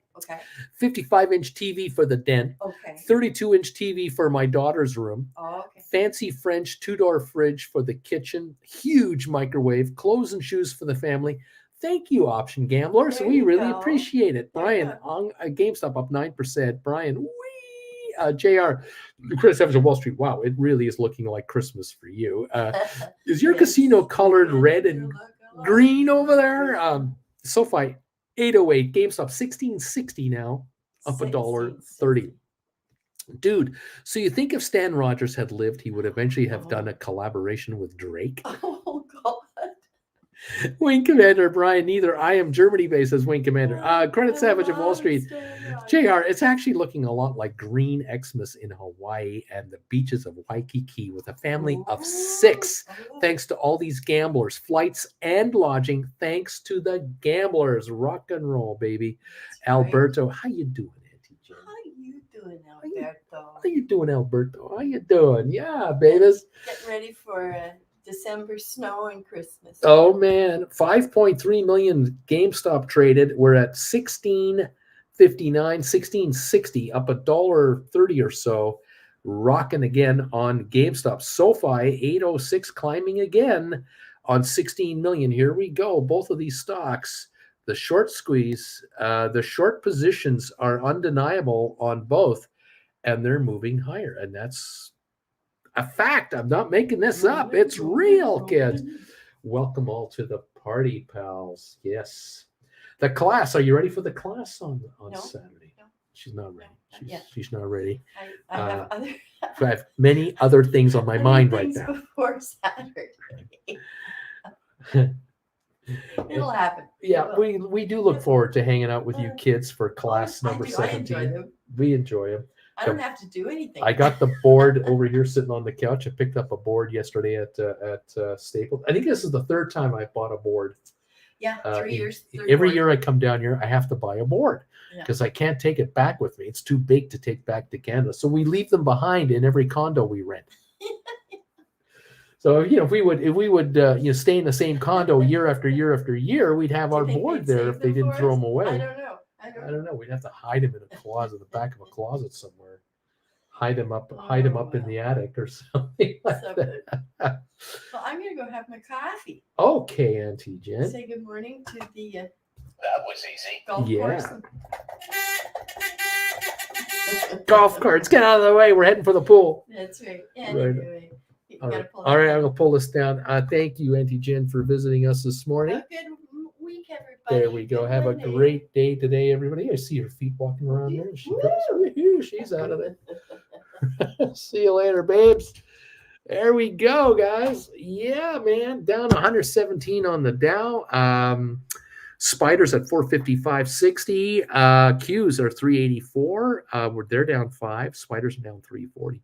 We've got Gamestop doing just great, 1635, and SoFi $8. We've had a good day going on here. Alberto, I would be on this class, but I'll be on a 10-day Caribbean cruise thanks to Uncle Bruce. Oh, yes, the Haven Suites. With my pinky in the air, drinking my OJ, beautiful Zed Estate, those 30 GameStop contracts that I sold to expire for April for $2. Do we wait or do we roll? I think you wait yet. Credit Savage of Wall Street. It all starts with class numero uno, kids. Number one, stop lurking on the sidelines. Stop reading about my paid vacations with Gambler Money or Birdie's Cybertruck or Lucas's European vacation. Just buy the class and get started. I couldn't agree more. Brian, what happened to the tax loss selling? Haven't seen that yet. Go up, go down, whatever, do nothing. Look, the indexes are lower, so there's probably selling going on some of the big caps and maybe on the Magnificent Seven. There might be some of those who overpaid for those, but there's some tax loss selling going on out there. We'll see how this plays out. But hey, kids, we like way it's going here for what we're following. No question about it. Puke Burb, a triple Q's 385.95 is expiring in 11 days, is going back out of the money. Puke Burb is going, yeah, baby, it's backing up. Here we go. You ain't seen nothing yet. Farmers, did you say 5 million volume on GameStop? Seems low to push it up this high today. GameStop volume 5.6 already. It's not heavy. It's not like out of this world volume, which tells me if we were moving up $1 something on 5 million measly shares, there's nothing for sale down here. No one is daring to short this stuff. If you're shorting it at 1630, you're taking your life into your hands, because if this thing pops to 22.24, you're down a ton of money. 50% loss in days, in a week or two. And what if it goes past 22.24 to 30? Oh, you're short at 12 and 14 and $15. You're down 100%, unlimited losses. JR, dang it, I play guitar at church and they pay $50 for a Sunday. And now since I will earn over $600, I got to fill out one of those confusing W-4 forms. What the hey did the IRS do with these tax returns? No, they have not done that. They've delayed it another year. That's off the table. They've delayed that W form again for another year, so you don't have to fill it out. From what I understand, anyway, Farmless GME was a 2-3 million average, and it popped last week. So being up over 3 million already, sitting in higher volumes, it'll go even higher. I agree. I completely agree. We see 40 to 60 million a day on GameStop, which is still only 10 to 15 million pre-split. It'll still go higher into the 2025 level. But if it gets into the 2025 level in a hurry, we will have a stampede beyond that. Greed kicks in. Farmless 6 million in under an hour is still pretty darn good. Credit Savage of Wall Street can't wait to pay taxes next year. I used to dread it. Now I just take out a new credit card with a high annual fee, get 150,000 points, which I will transfer for a free hotel stay somewhere. Let me pay my taxes with my credit card. Thank you very much for all the points. I love you guys. It's fantastic. Not bad. Yeah, not bad at all. Well done, one and all. Welcome to the party, kids. It's great to have you here as part of the show. We're down 130 on the Dow now. We're down 30 on S&P. We're down 135 on the Nasdaq. Oil sitting at 72.99. We've broken the 73 barrier on Texas crude. I don't see us holding 70. I just don't see it. Too much crude available anywhere you want it, everywhere you want it. Crude everywhere. I don't know. It's silly this short GameStop under 25, in my opinion. Well, again, you're writing options, 15s, 17s, 18s. If you find an opportunity in front of you where you can roll GameStop contracts that you've written, if you can go from a 15 to a 17 or a 15 to an 18 and get more money by going further out in time, then take the money. Why not? On the other hand, the stock wants to go to 18, 19, a $15 contract will trade at book value plus $1. So it'll go to, let's say it's worth 350, it'll trade at 450. Now you can look to do a roll into the $20 neighborhood or the 18 neighborhood, and you'll still write an in the money contract or an at the money contract further out in time for 450 or more. Don't give that up. It's okay. Do not fear the upside here. 150 point drop on the Dow. We're dropping a third of a point now. 2/3 of a point dropped on S&P and 1% on NASDAQ. We're going lower on the big board. That's big money being pulled out of the market. That is big money coming out if the Dow is dropping. Interesting to watch. Interesting to see. Kids, you make your bets and fold your arms and let the gamblers drive themselves nuts. That's the story as I see it. We've got the spiders now at 455.05. We're about to drop 450. We're dropping through 455 on spiders. There it is, 454.97. Down go the spiders, straight line lower. Qs are down $6, 383, kids. We're dropping straight down on these markets. There's selling coming in right now, and it's been overdue, as you probably are aware. If you've been here for a while, you know it's been overdue. Apple down 270, Netflix down 1150, Adobe down 1280 at 599 on Adobe. We topped out at 628. We're now at 599 on Adobe. AI down 45, Nvidia down $14 to 453. The year high 505 just 2 weeks ago, 453 on Nvidia. Tesla down 286. We've got Unity up 9, Google down 360 to 129, Moderna down 93, Cisco down 53, Pfizer holding a gain of 44, IBM still up $2, HPQ down 18 cents, Microsoft 363.80 down 1060, giddy up. We were at 384 for the high last week. We're down $21 on Microsoft right now. There's what I'm talking about. With condors and rolling up those calls here, payoff is instantaneous. Looking good. Amazon down 360. Home Depot is up 440. Vanek down 360. Goldman down 19. Meta down 922 at the moment. That's what's going on here. All kinds of activity. Down 144 on the Dow. What else is happening here? Dude says that Ken should open up a whiteboard storage service. That's what Ken should be doing. He'd make a fortune storing all those whiteboards. Beach Boy, Alberto, OJ, are those allowed? Only alcohol beverage on a cruise. It's not, otherwise it's not a real cruise. Words of advice from Beach Boy to Alberto. Look, whatever you sneak in there, you got to do what you got to do. It's all good. Not bad at all. 454 on spiders, 454.79 and 383.40 down 649 on the Qs. We've got selling coming in there, and that's making condors look awfully good. Brian, Uncle Bruce, if I write a contract for $20 for a $5 premium and the stock price stays at 19 till expiration, is the $5 premium all-time value? If the stock goes to 21, would it be $4 time and $1 book? You are right in both cases. Yeah, write a call either at the money or out of the money or whatever the stock does after you write your call. You've written $20 calls and it's under $20. It's all time premium that's going to be eviscerated. Stock goes to 21, you still have $4 of time value to be eviscerated from existence. Absolutely. Credit Savage, what did I tell you, kids?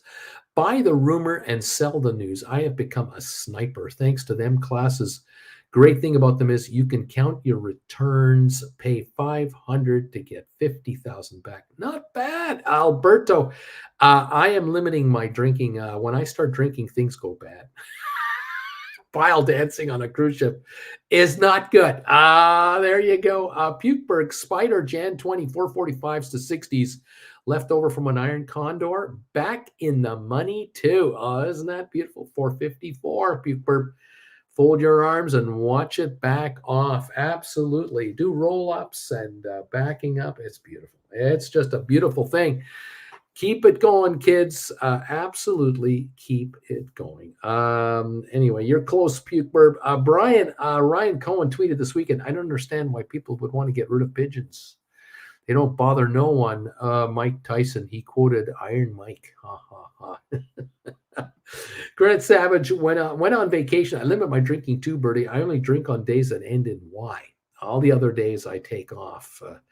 I hold up, but I only drink on days that end in Y. That's solid advice from an option writer. We should take note of that. Very, very good. I appreciate that. Thank you, everybody, for sharing these wise words of wisdom for all to enjoy. Yes, indeed. We're down 130 on the Dow. Third of a point. They're not going anywhere. We're down 2/3 of a point on S&P. It's not recovering. And NASDAQ up down a percentage point. 2 hours into the show, and that is what we have going on today, kids. What can I say? Congratulations, those of you who have taken the courses, who are signing up for lesson 17 here. Head over to my website to get whichever course you need to fill out your collection, or to join me this Saturday morning, 9 o'clock Eastern time. 9 o'clock Western time, noon Eastern on Saturday. It's noon Eastern. Join us for lesson number 17, how to fix contract trades that go the wrong way, whether you're doing condor creating, whether you're doing cash secured puts, covered calls, poor man covered calls. There are tricks of the trade to utilize, and I'll go into that. And we'll cover a number of angles. Any of you have a comment or a question or any particular option trade you'd like advice on, send me an email and we'll see if we can address that for you. Otherwise, show up for the class and ask the prof questions. We'll be there for that too, of course. Thank you all for your support of this channel, starting with thumbs ups. What a day. 155 of them have come in. We're only 45 away from 200 thumbs ups. If you're watching on the rerun, please hit the thumbs up button for us and give us some additional forward momentum. It would be much appreciated. We love you. Thank you for those of you who've become members of this channel. If you're a Gold Bagel member right up here, thank you very much for doing that. Gold Bagel members get a trade tip every morning, the pre-alert show every morning, and Wednesday night prime time every Wednesday evening, 7 o'clock Eastern, on top of this show as well. Thank you. For regular members, Gold Bagel members, and subscribers, you're all welcome here as a good family of support here, I think, for all of you. Thank you. What else? Bobby Atkinson, drinking heavily on the first night of a cruise is a good way to get your sea legs. Greta Savage, when I first tuned in to the Uncle Bruce show, folks like DQ and Rob would tell us about their trades, and I would shake my head and say those aren't possible returns. There's no way. I have now become Rob and DQ. There you go. Alberto Credit Savage, got it. We'll follow this advice. I've been locked up on a cruise in the past. Not fun. Escorted off and had to sign a waiver never to cruise on Carnival. Thank God it was Carnival. JJ, thanks. I think Uncle Bruce. True story, says Alberto. Credit Savage, Bertie, there's the reason. It was Carnival. It's in their name. It's their fault. That's why you got to. That's why that happened to you. Giddy up, everybody! Make a ton of money today. Get richer. Those of you who can't get enough of Bruce, I'll be on Traveling with Bruce tonight, 7 o'clock and 8 o'clock Eastern time for 2 shows there. But thank you all so much for being through here. And for joining us. Jen and I appreciate you so much. And have fun out there, kids. Keep an eye on the markets. Don't expect a catastrophic sell-off, but don't be surprised if profit taking takes a bit of a primary seat this next few days. It wouldn't surprise me. It really wouldn't. Thank you again, everybody, for joining me. And again, I'll see you, a bunch of you folks, on Saturday morning for lesson number 17. Don't forget that. Okay, everybody. Thank you all. Have a wonderful rest of your day.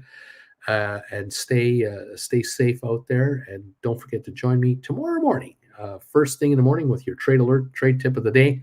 For Gold Bagel members, we'll keep an eye on these markets and see just where they're going. Credit Cyber says, look at all my covered calls. I'm so green today. It's so green. Giddy up, everyone. Enjoy the party, pal. And we'll see you first thing in the morning. Take care, guys. Bye for now.